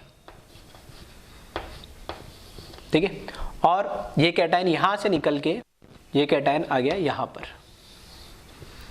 ठीक है। चार्ज वाइज देखे तो आयन वहां पे भी देखना, चार्ज वाइज भी देखना, हमेशा न्यूट्रल ही रहना चाहिए। अगर मैं कह रहा हूं 2 Na+ गए थे तो 2 Cl, मतलब 2 कैटायन गए थे तो 2 एनायन भी गए थे, किस केस में, शॉर्ट की डिफेक्ट में। अगर मैं कह रहा हूँ यहाँ मिसप्लेस भी हो रहे हैं तो नंबर ऑफ कैटायन और नंबर ऑफ एनायन तो सेम ही है, उसमें कोई चेंज नहीं है। हाँ लोकेशन उन्होंने छोड़ दी वो बात अलग है, लेकिन अगर ऐसे देखिए इलेक्ट्रिकली तो न्यूट्रल ही है, जितने पॉजिटिव उतने नेगेटिव। तो इन्होंने क्या करा, यहाँ पर ये जो इंटरस्टिशियल वॉइड है इसके अंदर इन्होंने क्या करी, जगह ले लिए। क्यों जगह ले लिए, क्योंकि इसमें जो कैटायन और एनायन होते हैं उनकी जो साइज होती है, ठीक है, कैटायन और एनायन होते हैं उनकी साइज में काफी डिफरेंस होता है। शॉर्टकी के अंदर ऑलमोस्ट सेम साइज के होते हैं, इसलिए वो मिसप्लेस नहीं होते, निकल ही जाते हैं। इसमें क्या होता है, कैटायन काफी छोटा होता है, तो कैटायन छोटा होने की वजह से इनके बीच में जो स्पेस होती है, ठीक है, इंटरस्टिशियल वर्ड्स होती है, उसमें अपनी जगह छोड़ के वहां चला जाता है। तो इधर क्या हुआ, एक तो ये और एक ये दोनों क्या हुआ, वैकेंसी क्रिएट हो गई वापस से एक तरीके से, यहाँ पर नॉर्मल लैटिस साइड में वॉइड्स क्रिएट हो गए। और दूसरा यहाँ पर क्या हुआ कि ये जो पोजीशंस है ये वाली और ये वाली, ठीक है, ये इंटरस्टिशियल्स वॉइड है, ठीक है। अभी पिछले डायग्राम मैंने बताया भी था ये बीच की स्पेस है वो इंटरस्टिशियल वॉइड है। तो ये फ्रैंकेल डिफेक्ट को रिप्रेजेंट कर रहे हैं, यानी तो फ्रैंकेल डिफेक्ट और शॉर्टकी डिफेक्ट में डिफरेंस अब समझ में आ गया होगा आसानी से। शॉर्टकी में तो आयंस निकल ही जाते, कैटायन और एनायन दोनों निकलते सेम अमाउंट में, जबकि यहाँ क्या होता है, in general cation he misplaced होते, निकलते नहीं, उसमें से हट जाते। तो यहाँ पर क्या हुआ, ये एक तरीके से ये वैकेंसी क्रिएट हो गई यहाँ पे भी और यहाँ पे भी, जितने भी वो क्या होते हैं, मिसप्लेस होते हैं यानी। तो अब इसमें क्या हुआ, ये बताई दिया मैंने, this defect is found compound having low coordination number, जिनका कोऑर्डिनेशन, वहां कोऑर्डिनेशन नंबर क्या होना चाहिए, हाई, शॉर्टकी के अंदर, फ्रैंकेल के अंदर कोऑर्डिनेशन नंबर क्या होना चाहिए, लो, and having difference in size of cation anion, वहां पे ऑलमोस्ट सेम साइज होती है कैटायन एनायन की, और यहाँ पर काफी डिफरेंस होता है कैटायन और एनायन की साइज में। एग्जाम्पल की बात करें तो वहां पे मेटल हैलाइड थे, अल्कलाइन मेटल हैलाइड थे, यहाँ ट्रांजिशन मेटल हैलाइड है, जैसे CuCl, CuBr, AgCl, AgBr। Effect की बात करते हैं, इस इफेक्ट से फर्क क्या पड़ता है, तो एंट्रोपी तो बढ़ेगी वापस से, क्यों, क्योंकि डिसऑर्डरनेस बढ़ा है। यहाँ जो परफेक्टली क्रिस्टलाइन था, ठीक है, परफेक्टली क्रिस्टलाइन था, मतलब एक ऑर्डर में अरेंज थे कैटायन एनायन, वो क्या हो गए, नंबर तो चेंज नहीं हुआ, लेकिन यहाँ पर क्या हुआ, डिसऑर्डरनेस आ गई है, उन्हें अपनी जगह छोड़ के दूसरी जगह चले गए, तो एंट्रोपी बढ़ेगी। दूसरी बात करेंगे डेंसिटी, शॉर्ट की डिफेक्ट के अंदर डेंसिटी कम होती है, क्योंकि कैटायन और एनायन कम हुए, यहाँ पे कम तो कुछ नहीं हुआ, जो है सब उस स्पेसिफिक वॉल्यूम के अंदर ही मास एक जगह छोड़ के दूसरी जगह चला गया, तो डेंसिटी क्या होगी, रिमेन सेम, डेंसिटी में कोई फर्क नहीं पड़ेगा, ठीक है। तो इस डिफेक्ट की वजह से डेंसिटी में कोई इफेक्ट नहीं पड़ता। और थर्ड कंडक्टिविटी, वापस से यहाँ पर क्या होगी, ये क्या वैकेंसी क्रिएट हुई, वॉइड्स क्रिएट हो गए, तो यहाँ पर क्या होगा, ये फिर से पी टाइप सेमीकंडक्टर जैसे बिहेव कर सकता है, और इससे कंडक्टिविटी क्या हो रही है, इसकी बढ़ रही है, ठीक है। तो ये सेकंड डिफेक्ट था स्टोइचियोमेट्री का, फ्रैंकल डिफेक्ट, ठीक है। तो इसे कॉपी करें।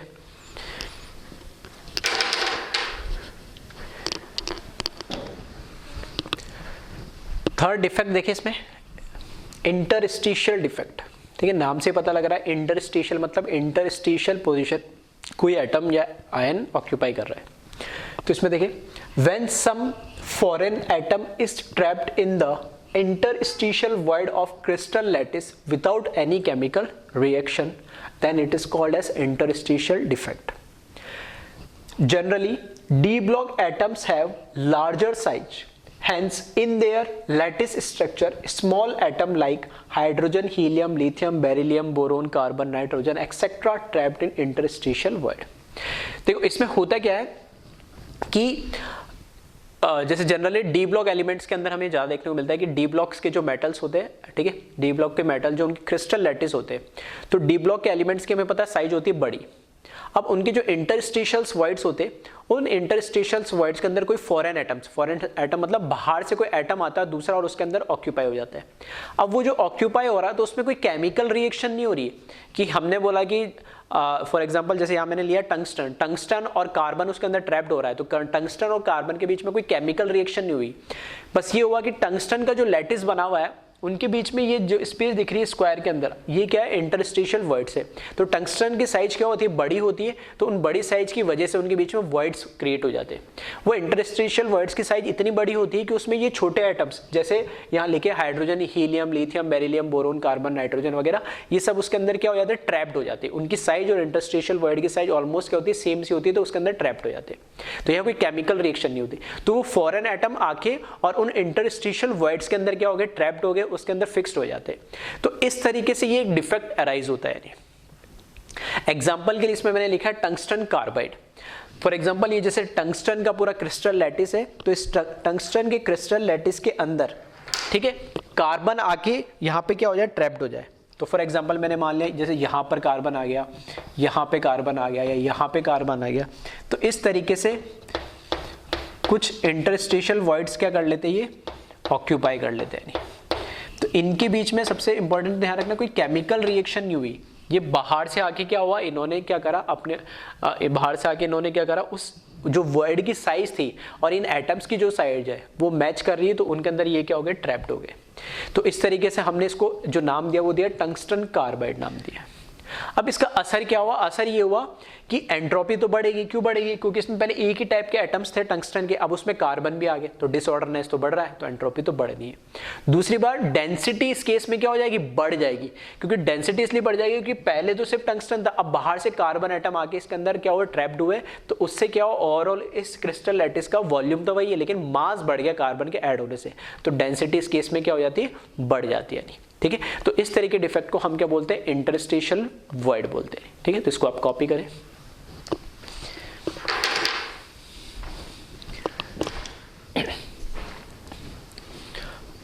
अब बात करते हैं हम नॉन स्टोइचियोमेट्रिक डिफेक्ट की। स्टोइचियोमेट्रिक डिफेक्ट में हमने बोला था कि डिफेक्ट के होने की वजह से फॉर्मूले में कोई चेंज नहीं आएगा। तो हमने देखा है कि पहला जो शॉर्टकट डिफेक्ट था उसमें सेम नंबर ऑफ कैटायन और एनायन मिसिंग होते उससे, तो उसमें फॉर्मूले में कोई चेंज नहीं है। सेकंड हमने देखा था फ्रैंकल डिफेक्ट। फ्रैंकल डिफेक्ट में क्या है, कैटायन क्या अपनी पोजीशन छोड़ के उसी क्रिस्टल के किसी इंटरस्टिशियल वर्ड में क्या हो जाता है, मिसप्लेस्ड हो जाता है, मतलब वहां से हट के दूसरी जगह लग जाता है, रहता उसके अंदर ये, तो इस तरीके से उसमें भी कोई कैटायन और एनायन के नंबर में चेंज नहीं आता है। थर्ड हमने देखा था इंटरस्टिशियल डिफेक्ट, जिसके अंदर जो मेन हमारा जो एलिमेंट है, ठीक है, डी ब्लॉक के एलिमेंट्स रहते हैं वो एज इट इज रहते हैं। हाँ, फॉरेन एटम आने से तो उसके फॉर्मूले में कोई चेंज नहीं है, वो जो एलिमेंट था एज इट इज था। नॉन स्टोइचियोमेट्रिक की अगर हम बात करें तो इसमें हमने यही लिखा है, formula of compound disturb due to this defect and it become non stoichiometric compound, like example में लिख दिया Fe.93O। ठीक है, तो डिफेक्ट की वजह से नॉन स्टोइचियोमेट्रिक बन जाता है। नहीं, अब इसमें नॉन स्टोइचियोमेट्रिक में भी 3 टाइप के डिफेक्ट होते हैं। स्टोइचियोमेट्रिक में भी 3 थे, नॉन स्टोइचियोमेट्रिक में भी 3 थे। पहला डिफेक्ट है metal excess defect due to anion vacancy. Cation और एनाइन होगा, तो जो कैटायन है वो मेटल बना रहा है यहाँ पे, ठीक है, तो वहां पर मेटल मतलब कैटायन एक्सेस बोल सकते हैं या मेटल एक्सेस लिखा है। ठीक है, इसको लिखने का तरीका ये इस तरीके से लिखा जाता है। एक्चुअल में वो क्या है, मेटल कैटायन जो बना रहा है वो कौन बनाता है, मेटल, तो मेटल एक्सेस मतलब कैटायन एक्सेस में हो जाता है metal excess defect due to anion vacancy. मतलब कैटायन एक्सेस में क्यों हो रहा है, क्योंकि एनाइन उसमें कम हो जा रहे हैं। भाई दो चीज बराबर थी, अब ये कैटायन है ये एनाइन है, तो एनाइन जब कम हुआ तो कैटायन अपने आप में क्या हो गया, बढ़ गया। ठीक है, जैसे 2 लाइन थी तो दूसरी लाइन को मेरे को ये बड़ी करना बिना हाथ लगाए, तो मैंने पहले इस लाइन को क्या करा, छोटी कर दिया। तो बस वही मतलब इसका कि कैटायन और एनाइन बराबर थे, तो एनाइन मैंने कम कर दिया तो अपना आप कैटायन क्या हो गया, एक्सेस में हो गया, या मेटल क्या हो गया, एक्सेस में हो गया। तो इसका कुछ पॉइंट मैंने लिखे, उनको मैं बाद में समझाता हूँ। स्टार्ट करते हैं मैकेनिज्म से कि ये डिफेक्ट आता कैसे है। देखो, मैंने सबसे लास्ट में लिखा हीटिंग क्रिस्टल ऑफ, एग्जांपल लिया मैंने heating crystal of NaCl। NaCl का मैंने क्रिस्टल लिया in presence of sodium metal. जो हमारा यहाँ पर कैटायन जिस मेटल से बना है वही हम क्या ले, मेटल ले और उसका क्रिस्टल ले ले। तो मैंने NaCl का क्रिस्टल ले लिया और इसका जो कैटायन बना रहा है वो कौन बना रहा है, सोडियम मेटल, तो वो मैं ले लिया। तो मैंने एक ये लिया क्रिस्टल NaCl का, और इसके साथ मैंने क्या रख लिया, एक्स्ट्रा सोडियम मेटल ले लिया और उसको एक कंटेनर में रखा, और उनको मैंने क्या करने लगा, हीट करने लगा। यानी हीट करने पे मुझे पता है जो सोडियम मेटल है, सोडियम मेटल की आयोनाइजेशन एनर्जी क्या है, लो है। तो सोडियम मेटल क्या होता है, आयोनाइज हो जाता है और यहाँ से क्या करता है, एक इलेक्ट्रॉन क्या कर देता है, रिलीज कर देता है। कौन कर रहा है ये, क्रिस्टल में कुछ नहीं हुआ, क्रिस्टल की बात नहीं हो रही, ध्यान से समझ लेना, क्रिस्टल की बात नहीं हो रही, किसकी हो रही, जो मैंने एक्स्ट्रा सोडियम मेटल लिया और ये क्रिस्टल लिया NaCl का और सोडियम मेटल भी एक्स्ट्रा लिया अलग से और उसको पूरे एक कंटेनर में ले लिया और उसको हीट करा। तो जो सोडियम मेटल मैंने एक्स्ट्रा अलग से लिया वो क्या करता है, आयोनाइज होगा, थोड़ी सी जैसे उसको एनर्जी मिलेगी, आयोनाइजेशन एनर्जी, आयोनाइज होगा और Na+ में कन्वर्ट हो जाएगा और एक इलेक्ट्रॉन क्या करेगा, रिलीज करेगा।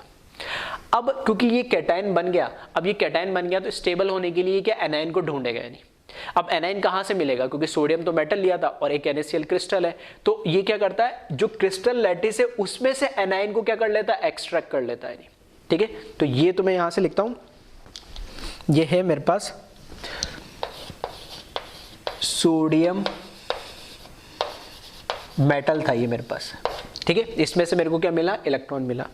फिर उसके बाद जो Na+ है ये कंबाइन हुआ Cl- से, तो ये तो Na+ तो कहां से मिला मेरे को, मेटल से, और जो Cl- है ये कहां से आया,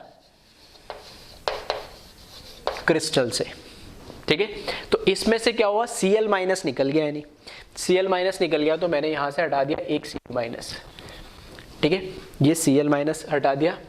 ठीक है, यहां से इसने Cl- को निकाल लिया, किसने निकाला, जो एक्स्ट्रा सोडियम मेटल लिया उसने Cl- को निकाल लिया और ये कंबाइन होके इसने क्या बना लिया, NaCl बना लिया। और कहाँ आ गया ये, इस लैटिस के बाहर आ गया। तो Na तो बाहर से ही लिया था, लेकिन Cl- जो हमारे क्रिस्टल में था वो क्रिस्टल से बाहर आ गया। अब हुआ क्या है कि जो हमने स्टोइचियोमेट्रिक डिफेक्ट देखे थे उसमें क्या था, कंपाउंड का फॉर्मूला भी चेंज नहीं हो रहा था और इलेक्ट्रिकली न्यूट्रल भी थे। जैसे शॉर्ट के अंदर सेम नंबर कैटायन एनायन गए तो भी पॉजिटिव नेगेटिव इक्वल थे। फ्रैंकल के अंदर क्या हुआ कि पॉजिटिव और नेगेटिव जितने थे तो उस क्रिस्टल के अंदर ही मिसप्लेस हुए, तो नंबर ऑफ कैटायन एनायन तो सेम थे, तो उसमें भी कोई चेंज नहीं आया। इंटरस्टेशियल में तो कोई दिक्कत ही नहीं, कोई डी ब्लॉक एलिमेंट्स की बात हुई थी। इसमें क्या हुआ कि इस क्रिस्टल में से एक एनायन कम हो गया, एनायन जैसे ही कम हो तो एक नेगेटिव चार्ज क्या हो गया, कम हो गया। ऐसे कई सारे निकल सकते हैं, मैंने एक बताया, ठीक है, एक इलेक्ट्रॉन निकला, ऐसे कई सारे निकल सकते हैं तो मैंने एक की बात करी। तो वो जो यहां से जैसे एनायन निकला तो अब एक नेगेटिव चार्ज कम हो गया, पॉजिटिव चार्ज क्या हो गया, बढ़ गया। तो इसको इलेक्ट्रिकली न्यूट्रल रखने के लिए इसको एक नेगेटिव चार्ज तो चाहिए, और वो नेगेटिव चार्ज कहां से मिलेगा, ये जो इलेक्ट्रॉन इसने रिमूव करा है, सोडियम मेटल ने जो इलेक्ट्रॉन रिमूव करा, वो इलेक्ट्रॉन क्या करेगा, इस किसके अंदर, इस वैकेंसी जो क्रिएट हुई है उसके अंदर ट्रैप्ड हो जाता है। तो यहां से ये इलेक्ट्रॉन आता है कहां से, बाहर से इलेक्ट्रॉन आता है, और ये जो इलेक्ट्रॉन है, ठीक है, ये इलेक्ट्रॉन किस लिए आता है, इलेक्ट्रिकली न्यूट्रल रखने के लिए, पूरे क्रिस्टल को इलेक्ट्रिकली न्यूट्रल रखने के लिए ये इलेक्ट्रॉन जो सोडियम मेटल से निकला हुआ आता है। ठीक है, तो अब समझ में आ रहा होगा, सोडियम मेटल जो मैंने बाहर से एक्स्ट्रा लिया उसमें से Na+ इलेक्ट्रॉन माइनस निकला, Na+ ने क्या करा, क्रिस्टल में से Cl- लिया और NaCl बाहर एक क्रिस्टल के बाहर आ गया, और जो Cl- की जगह हुई थी उसको इलेक्ट्रिकली न्यूट्रल रखने के लिए यहाँ से इलेक्ट्रॉन इसने क्या करा, यहाँ पे ट्रैप्ड कर लिया।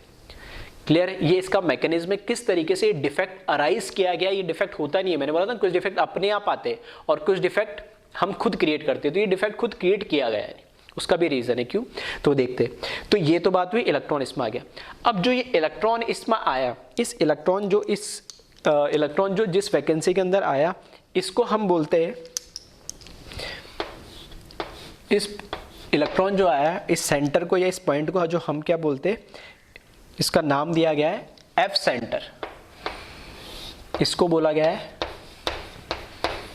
F centre.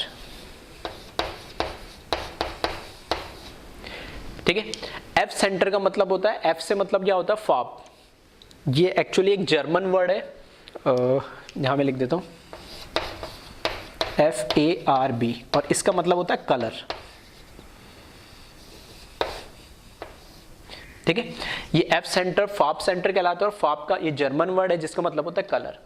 मतलब जो इलेक्ट्रॉन आया जिस सेंटर पे या जिस पॉइंट पे जो इलेक्ट्रॉन आया उसको F सेंटर बोला गया है, फॉब सेंटर बोला गया है। क्यों, क्योंकि ये जो सेंटर है, ये जो इलेक्ट्रॉन है, ये रेस्पॉन्सिबल है इस क्रिस्टल के अंदर कलर अराइज करने के लिए। आ रही बात समझ में? तो हम केमिस्ट्री में, ठीक है, एटॉमिक के अंदर और सबके अंदर पढ़ते ही है इन जनरल कि इलेक्ट्रॉन जब हायर लेवल से लोअर लेवल आता है, इलेक्ट्रॉन जब मूव करता है तो इलेक्ट्रॉन को हायर लेवल पे जाने के लिए एनर्जी चाहिए होती है, वापस आने के लिए वो मतलब फोटोन के फॉर्म में एनर्जी लेगा, इलेक्ट्रॉन हायर लेवल पे जाएगा शेल्स के, फिर वहाँ से वापस फोटोन रिमूव करेगा और नीचे वापस आ जाएगा। तो फोटोन जो वहाँ से रिलीज कर रहा है वो हमें क्या, एक वो जो रेडिएशन है कलर के फॉर्म में नजर आती है। तो सेम यहाँ पर वो इलेक्ट्रॉन यही काम करता है। नहीं तो इस क्रिस्टल के अंदर जो कलर नजर आएगा वो इस इलेक्ट्रॉन की वजह से आएगा, इसलिए हमने इसको एफ सेंटर, फाप सेंटर बोला है, कलर सेंटर बोला है। आ रही बात समझ में? तो ये थी इसकी पूरी कहानी।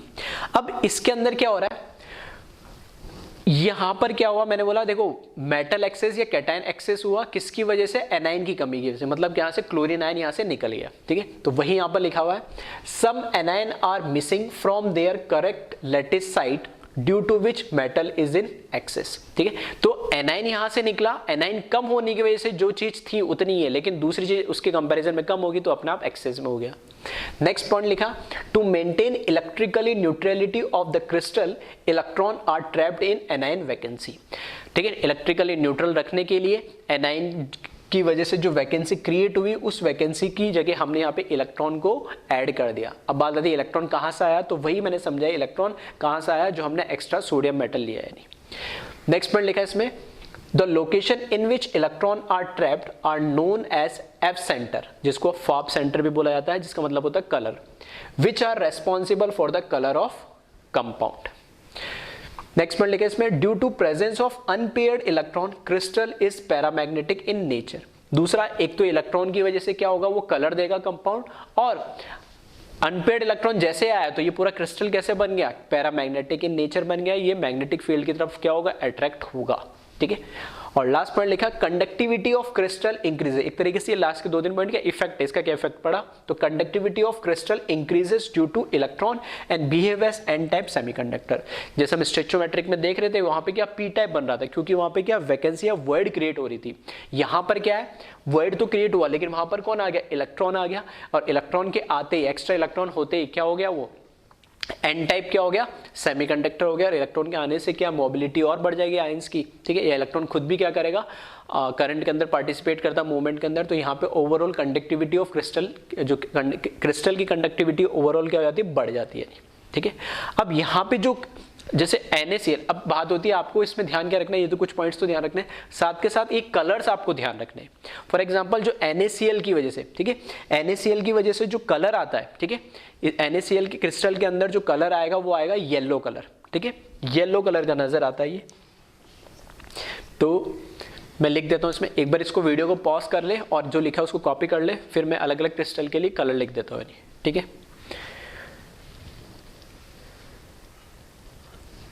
तो यहां पर NaCl के लिए आप जब देखोगे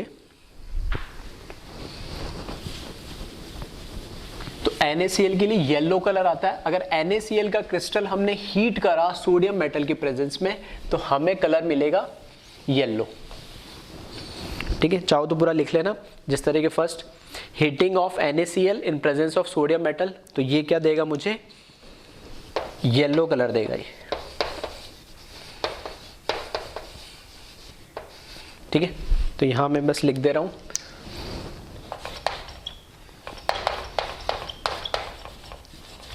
NaCl के अंदर हमें मिलेगा येलो कलर। इसी तरीके से KCl के अंदर, ठीक है, KCl की वजह से हमें इसमें मिलता है वॉयलेट कलर। इसका क्या मतलब है कि KCl के क्रिस्टल को हमने हीट करा पोटेशियम, ठीक है, पोटेशियम के प्रेजेंस में, तो मुझे मिलेगा वॉयलेट कलर। ठीक है, और थर्ड है LiCl, लिथियम क्लोराइड के प्रेजेंस में जब हम इसको क्या करेंगे, लिथियम क्लोराइड का क्रिस्टल लेते हैं लिथियम के प्रेजेंस में, तो हमें मिलेगा पिंक कलर। तो मैं यहाँ पे शॉर्ट में सिर्फ LiCl लिख रहा हूँ, तो इस केस में मुझे मिलेगा पिंक कलर। तो ये थोड़े कलर आप ध्यान रखना किस क्रिस्टल की वजह से कौन सा मिलता है। ठीक है, तो ये डिफेक्ट हम जनरली जनरेट करते हैं, क्यों, क्योंकि हमें क्या करना होता है, इस क्रिस्टल्स के अंदर कलर लाना होता है। तो कलर लाने के लिए हम इस तरीके से जो हमें क्रिस्टल जिस कलर का लाना है उस कलर का हम क्या ले लेते हैं, क्रिस्टल ले लेते हैं, और उसका करस्पॉन्डिंग जो मेटल या कैटायन है उसका हम क्या ले लेते हैं, मेटल ले लेते हैं। ठीक है, दोनों को हीट करते हैं, तो इस तरीके से ये कलर जनरेट होता है। ठीक है, तो इसको कॉपी करें।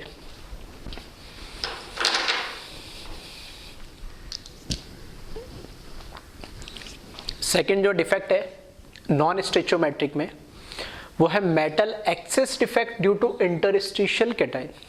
इस बार भी मेटल एक्सिस में मतलब कैटाइन एक्सिस में, और क्यों एक्सिस में, क्योंकि जो कैटाइन है वो इंटरस्टिशियल वर्ड में चला जाता है। ठीक है, फिर से मैं पहले मैकेनिज्म से स्टार्ट करूंगा कि ये कैसे हो रहा है, फिर बाद में इन पॉइंट्स को हम पढ़ेंगे एग्जाम्पल के लिए।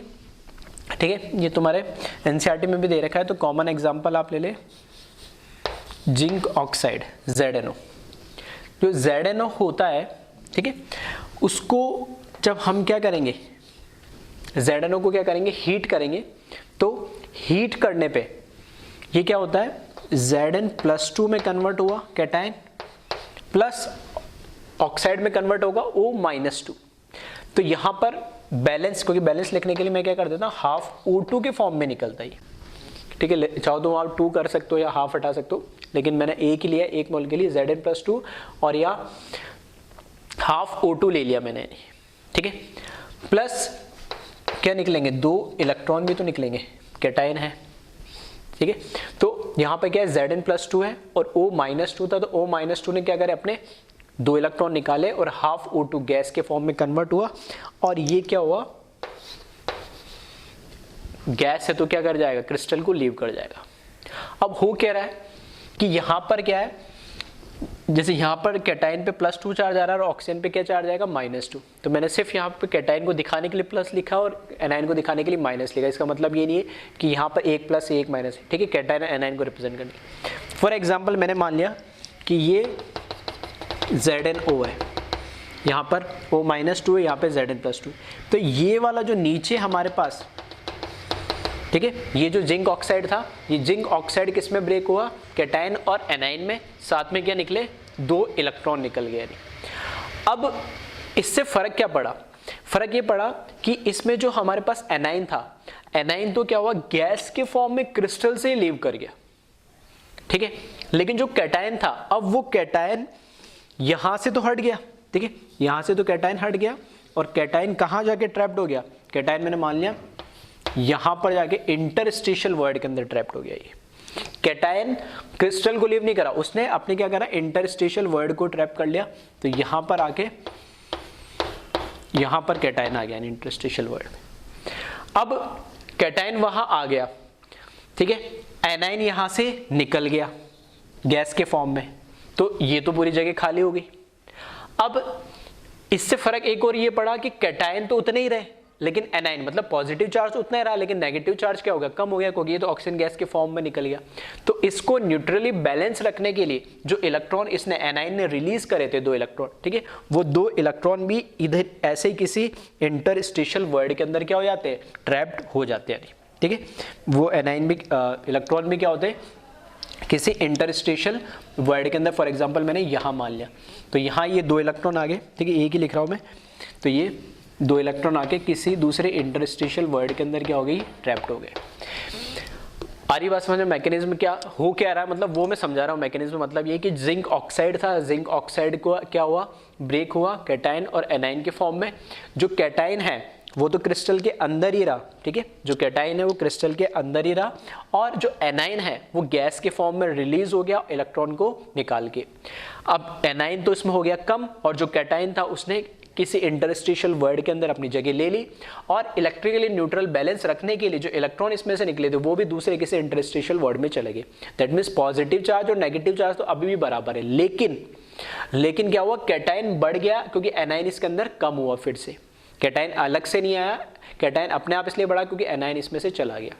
अब इसका फर्क क्या हो रहा है, जैसे मैंने बोला ये 2 निकल गए यहाँ से कैटाइन, तो ये 2 वैकेंसी क्रिएट होगी।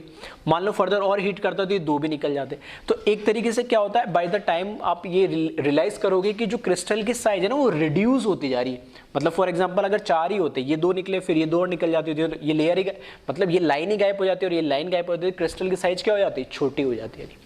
ठीक है, तो इस केस के अंदर आपको ध्यान रखना है कि किस तरीके से ये डिफेक्ट आया है, किस तरीके से डिफेक्ट अराइज हुआ है। नहीं, ठीक है। अब यहाँ पे जो जिंक ऑक्साइड है, अगर मैं ऐसे बोलूँ जिंक ऑक्साइड अगर ये ठंडा है, कोल्ड फॉर्म में है, ठीक है, तो ये कलर जो इसका होता है, इसका कलर जो होता है वाइट कलर में होता है। और इसको हमने क्या करा, हीट कर दिया, तो जिंक ऑक्साइड अब क्या बन गया ये, ठीक है, जिंक ऑक्साइड जो हॉट फॉर्म में होता है वो क्या हो जाता है, येलो कलर का हो जाता है, ठीक है। तो जिंक ऑक्साइड जो कोल्ड था वो हीटअप होने पे कैसा हो जाता है, हॉट हो जाता है और वो येलो कलर का हो जाता है। तो इस तरीके से ये डिफेक्ट मिलता है। इसमें फिर से कैटाइन तो वही है लेकिन एनाइन इसमें क्या हो गया, एनाइन इसमें कम हो गया है। कम कैसे हुआ, वो इस तरीके से हीट करने पे ऑक्साइड के फॉर्म में, गैस के फॉर्म में, ऑक्सीजन गैस के फॉर्म में निकल जाता है और कैटाइन में इंटरस्टिशियल वर्ड में आ जाता है और इलेक्ट्रिकली न्यूट्रल बैलेंस रखने के लिए इलेक्ट्रॉन भी इंटरस्टिशियल वर्ड के अंदर चला जाता है, ठीक है। इसलिए हम बोलते हैं जिंक ऑक्साइड, आपने कहीं पढ़ा होगा, जनरली ठंडा जो होता है वो व्हाइट कलर का नजर आता है और जैसे उसको हीट करते हैं तो वो येलो कलर का नजर आता है। क्यों, फिर से इसमें से ये क्या, इलेक्ट्रॉन आ गए, अनपेड इलेक्ट्रॉन, जो कि रेस्पॉन्सिबल होता है उसके कलर को शो करने के लिए।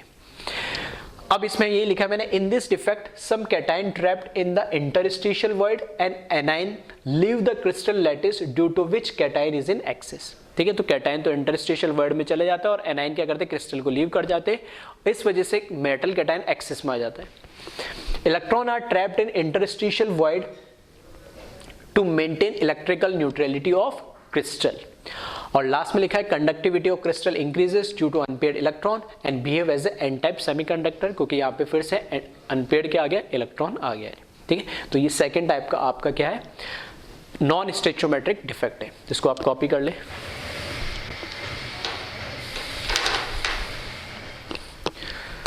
लास्ट डिफेक्ट जो है नॉन स्टेचोमेट्रिक कंपाउंड में वो है metal deficiency defect due to cation vacancy. ये एक लोता जो नॉन स्टेचोमेट्रिक में हमने 3 डिफेक्ट पढ़े, उसमें से लास्ट डिफेक्ट है जिसमें मेटल कैटाइन, जो कैटाइन है वो उसकी डेफिशिएंसी होती है। अदरवाइज दोनों वाले जो ऊपर हमने पढ़े थे इसके पहले वाले, उन दोनों के अंदर ही एनाइन की डेफिशिएंसी होती है, मेटल कैसे एक्सेस में रहता है। अब इसमें होता क्या है, ठीक है, जो लिखा है उस पर अपन बाद में आएंगे, पहले मैं समझा देता हूँ इसमें कैसे ये डिफेक्ट आ रहा है। ये नॉर्मल क्रिस्टल, आइडल क्रिस्टल, जिसमें ठीक है ऑल्टरनेट कैटाइन एनाइन मैंने लिखे हुए। अब इसमें हुआ कि किसी भी रीजन से, ठीक है, हीट करने से या कैसे भी, किसी भी रीजन से क्या हो कि कैटाइन इसमें से रिमूव हो गया, ठीक है, कैटाइन इसमें से रिमूव है। फॉर एग्जांपल मैंने मान लिया 1 और ये 2 कैटाइन इसमें से निकल गए। कैटाइन जैसे ही निकले तो यहां पर क्या है, ये वैकेंसी क्रिएट हो गई, ठीक है, जैसे 2 कैटाइन निकले वैकेंसी क्रिएट हो गई। अब हुआ क्या कि इसमें एनाइन एक्सेस में हो गए और कैटाइन की क्या होगी, डेफिशिएंसी होगी। मिसप्लेस्ड नहीं हुए, मिसिंग हुए, मतलब इस क्रिस्टल लैटिस से जो कैटाइन थे वो बाहर निकल गए, तो 2 वैकेंसी क्रिएट हुई। अब ये जो 2 वैकेंसी क्रिएट हुई तो इससे प्रॉब्लम एक तो ये आई कि इलेक्ट्रिकल न्यूट्रलिटी हट गई। भाई एनाइन जब हट रहा था उस केस में हम इलेक्ट्रॉन आ जा रहा था इलेक्ट्रिकल न्यूट्रलिटी को बैलेंस करने के लिए, लेकिन यहाँ जैसे कैटाइन गया तो अब इलेक्ट्रॉन को थोड़ी लाऊंगा, पॉजिटिव चार्ज को बैलेंस करने के लिए नेगेटिव चार्ज थोड़ी लाएंगे। तो पॉजिटिव चार्ज को बैलेंस करने के लिए मेरे को पॉजिटिव आयन ही इसमें ऐड करना पड़ेगा। तो एक एक्सटर्नल फॉरेन या बाहर से कोई कैटाइन में इसमें क्या कर रहा हूँ, इंट्रोड्यूस कर रहा हूँ। वो कैटाइन क्या करेगा, इसको न्यूट्रली बैलेंस करेगा। तो अगर मैंने माना यहाँ पे NaCl का क्रिस्टल है, ठीक है, अगर ये NaCl का क्रिस्टल है तो NaCl के क्रिस्टल के अंदर एक पॉजिटिव चार्ज निकलेगा, तो 2 निकले 2 कैटाइन यहां से निकले तो 2 पॉजिटिव चार्ज की कमी होगी। तो उस 2 पॉजिटिव चार्ज की कमी को, ठीक है, 2 Na+ को रिप्लेस करा, ठीक है, रिप्लेस्ड बाय, मैंने ऐसा कैटाइन लिया जिसमें हो सकता है एक ही क्या हो, पॉजिटिव चार्ज हो। लेकिन इस केस में इस तरह के एनायन डालते हैं जिनके ऊपर कैटाइन के ऊपर मल्टीपल, मतलब मोर देन 1 चार्ज होता है। फॉर एग्जांपल जैसे मैंने यहां पर ले लिया स्ट्रोंशियम Sr+2 ले लिया, तो 2 Na+ को हटाने के लिए मैंने एक Sr+2 लिया। ऐसा क्यों, तो इसमें क्या हुआ, जैसे मैंने एक यहां से क्या करा, 2 कैटाइन की जगह यहां पर एक आ गया, इधर मैंने डाल दिया इसको Sr+2। अब 2 कैटाइन की वजह से 2 पॉजिटिव चार्ज की कमी आई थी, तो मैंने एक ही कैटाइन ऐड करा, उसकी वजह से दोनों पॉजिटिव चार्ज की कमी क्या हो गई, पूरी हो गई। लेकिन अभी भी एक क्या है मेरे पास, वैकेंसी क्रिएटेड है, एक मेरे पास क्या है, वैकेंसी क्रिएट है, या एक मेरे पास वॉइड अभी भी खाली है।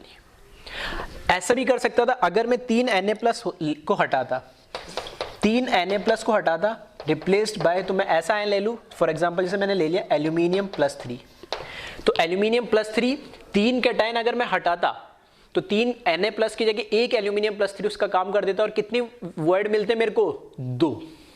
आ रही बात समझ में? इसी तरीके से अगर मैं करता 4 Na+ को अगर मैं रिप्लेस करता और ऐसा ले लेता, फॉर एग्जांपल टिन ले लिया जिसपे +4 चार्ज है, तो 4 की जगह एक ही कैटाइन यूज हुआ, क्योंकि चारों पॉजिटिव चार्ज को इसने बैलेंस कर दिया, फिर भी वैकेंसी कितनी रह जाएगी? 3।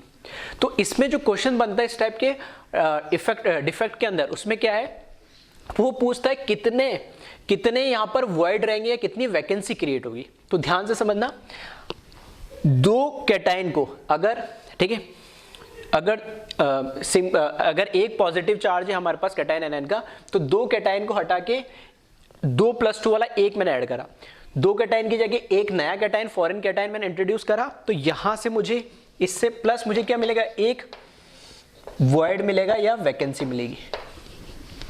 एक Sr+2 है प्लस एक वैकेंसी मिली, ठीक है। इसको ऐसे भी समझ सकते हैं, दैट इज 2 थे ना, तो 2 की जगह तो क्या आ जाएगा?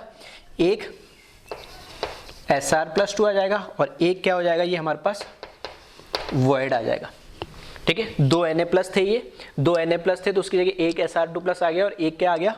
वॉइड आ गया, नहीं, ठीक है। तो ये मेरा वॉइड आ गया। अगर मैंने 3 Na+ को हटाया, 3 Na+ को हटाया, तो यहां पर मुझे क्या मिलेगा? एक एल्यूमिनियम +3, मैंने 3 कैटाइन की जगह एक ही कैटाइन ऐड करा जिसपे +3 चार्ज है, तो चार्ज तो बैलेंस हो गया, लेकिन 3 की जगह ये तो एक ही वैकेंसी के अंदर आएगा, और ऐसे कितने? 2 और खाली हो जाएंगे। कितने मिलेंगे? साथ में 2 वॉइड मिलेंगे, यानी, ठीक है, 2 वॉइड मिलेंगे, दैट इज 1 2 3 थे, 3 में से एक अकेले ने काम कर दिया, क्या? एल्यूमिनियम +3 ने, तो बाकी 2 उसमें क्या हो रह गए? 2 वॉइड आ गए इसके अंदर, तो ये 2 वॉइड आ गए। इसी तरीके से अगर मैंने 4 Na+ है, 4 Na+ की जगह एक ही कैटाइन ले लिया Sn+4, तो इलेक्ट्रिकली उसने +4 की जो कमी थी उसको तो पूरी कर दी, लेकिन साथ में वो क्या करेगा? 3 वॉइड भी इसमें क्या कर देगा? क्रिएट कर देगा, यानी, तो 1 2 3 4 Na+ निकले। 4 Na+ की जगह मैंने क्या करा? एक लिया Sn+4, और इसके साथ में कितने? ये 3 वॉइड इसमें क्या हो गए? क्रिएट हो गए। सही है। तो इस तरीके से क्वेश्चन इसमें पूछे जाते हैं कि मेटल डेफिशिएंसी डिफेक्ट के अंदर की अगर मैंने 10 Na+ हटाए, ठीक है, 10 Na+ हटाए, तो मैंने एक ऐसा कैटाइन ऐड करा जिसपे +2 चार्ज है, तो उस पर कितने कैटाइन ऐड करने से कितने कैटाइन ऐड होंगे और उसमें वॉइड कितने क्रिएट होंगे? तो 10 Na+ हटाए मैंने, तो कितने? 5 Sr+2 ऐड करेंगे, तो उसमें 5 कैटाइन में 5 जो लोकेशन है, 5 लोकेशन पे तो 5 Sr+2 हो जाएंगे, प्लस 5 क्या हो जाएगा वहां पर? वॉइड क्रिएट या वैकेंसी क्रिएट हो जाएगी। दैट मीन्स अगर आप, ठीक है, डाइवैलेंट कैटाइन से अगर रिप्लेस कर रहे हो, तो जितने डाइवैलेंट कैटाइन, ठीक है, कंक्लूजन बता रहा हूं, जितने डाइवैलेंट कैटाइन आप ऐड करोगे मोनोवैलेंट कैटाइन की जगह, जितने डाइवैलेंट कैटाइन ऐड करोगे उतने ही, अगर जैसे एक ऐड करा तो एक ही वर्ड मिलेगा, 5 ऐड करे तो 5 वर्ड मिलेंगे, 10 ऐड करे कैटाइन डाइवैलेंट तो 10 वर्ड क्रिएट करेगा। अगर मैंने ट्राइवैलेंट कैटाइन अगर ऐड करा, ट्राइवैलेंट कैटाइन ऐड करा, तो जितने मैं ट्राइवैलेंट कैटाइन ऐड करूंगा उसके ट्वाइस मुझे वर्ड मिलेंगे, ठीक है। अगर मैं कहता हूं यहाँ पे मेरे पास 9 Na+ हटाए मैंने, तो 9 Na+ के लिए मैंने क्या करा? 3 तो क्या डाल दिए कैटाइन, कितनी जगह बची? 6, ठीक है। तो 6 वर्ड बचा, मतलब 3 मैंने ये ऐड करे तो उसके ट्वाइस कितने हो गए? 6, तो उसके ट्वाइस इसके वर्ड मिलेंगे मुझे। इसी तरीके से टेट्रावैलेंट कैटाइन जितने ऐड करूंगा उसके 3 टाइम्स मेरे को क्या मिलेंगे? वर्ड मिलेंगे। इस तरह के क्वेश्चन इसमें पूछे जाते हैं। अब आते हैं इस पे जो मैंने पॉइंट्स लिखे, some metal ion are missing from there correct lattice site due to which metal become deficient, ठीक है। तो मेटल कैटाइन अपनी जो लोकेशन है, ठीक है, जो उसकी साइट है, उससे वो क्या हो जाता है? मिसप्लेस्ड हो जाता है। मिसप्लेस क्या? मिसिंग हो जाता है, उस लैटिस से ही बाहर निकल जाता है, और उसके बाहर निकलने से ऑब्वियस ही बात है उसकी क्या हो जाती है? डेफिशिएंसी हो जाती है। नेक्स्ट पॉइंट लिखा, to maintain electrical neutrality of crystal some other cation is introduce in crystal lattice which result some vacancy created in crystal lattice.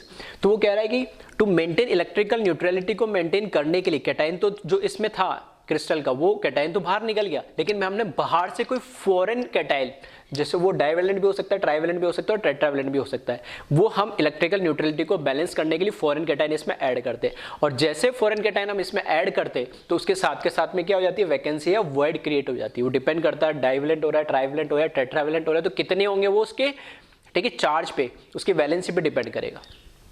और लास्ट पॉइंट, फिर नेक्स्ट पॉइंट लिखा है process of insertion of foreign atom is known as doping. और इस process को हम क्या बोलते हैं, डोपिंग बोलते हैं, ठीक है। सेमीकंडक्टर में भी आपने डोपिंग सुना होगा, ठीक है, सेम वैसी है। तो यहाँ पे भी हम फॉरेन एक्सटर्नल यहाँ पर क्या ऐड कर रहे हैं एटम, ठीक है। वह ग्रुप 13 ग्रुप 15 के लिए पी टाइप एन टाइप वो सब डोपिंग आपने पढ़ी है, ठीक है। तो उस टाइप का है कि इसमें भी एक मोनोवेलेंट कैटायन की जगह हमने डाई ट्राई या टेट्रावेलेंट कैटायन ऐड कर रहे हैं, तो इस प्रोसेस को भी हम डोपिंग बोलते हैं। और इसकी वजह से electrical conductivity of crystal increases, electrical conductivity बढ़ेगी। क्यों? क्योंकि जैसे आपने डाइवेलेंट कैटायन ऐड करा, ठीक है, तो उसके साथ एक क्या हुआ, वॉइड क्रिएट हुआ, वैलेंसी क्रिएट हुई। जब ट्राइवेलेंट करा तो उसके साथ 2 क्रिएट हुई। तो जितने ज्यादा यहाँ पे वैकेंसी या वॉइड क्रिएट होंगे, उतने ही होल्स क्रिएट होने से यहाँ पर क्या होगा, आयंस के मूवमेंट क्या हो जाएगी, फास्ट हो जाएगी, और उससे इलेक्ट्रिकल कंडक्टिविटी क्या हो जाएगी, बढ़ जाएगी, ठीक है।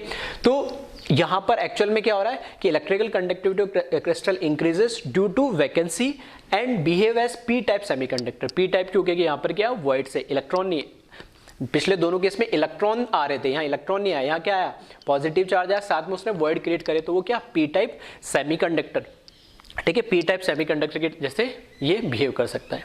तो ये सारे जो डिफेक्ट है क्रिस्टल्स के, ठीक है, वो सब हमने पढ़ लिए। अब जो रिमेनिंग पार्ट है वो आप एक बार एनसीईआरटी पढ़ लेना, जिसमें हम मैग्नेटिक नेचर के बारे में या फिर इलेक्ट्रिकल प्रॉपर्टी के बारे में, ये कहीं ना कहीं फिजिक्स में पढ़ लेते हो, तो इस चैप्टर के पॉइंट ऑफ व्यू से इंपॉर्टेंट नहीं है, लेकिन हाँ वो एनसीईआरटी में दे रखे, तो एक बार आप एनसीईआरटी रीड कर लेना, और कुछ आपको ऐसा लगे, ठीक है, तो उसको आप वहाँ पे पॉइंट आउट करके पूछ सकते हैं। तो यहाँ पर ये क्रिस्टल का जो डिफेक्ट है वो थोड़ा इंपॉर्टेंट था, वो मैंने डिटेल में, ठीक है, दोनों टाइप के जो डिफेक्ट है उसको डिटेल में बता दिया। Okay, thank you class.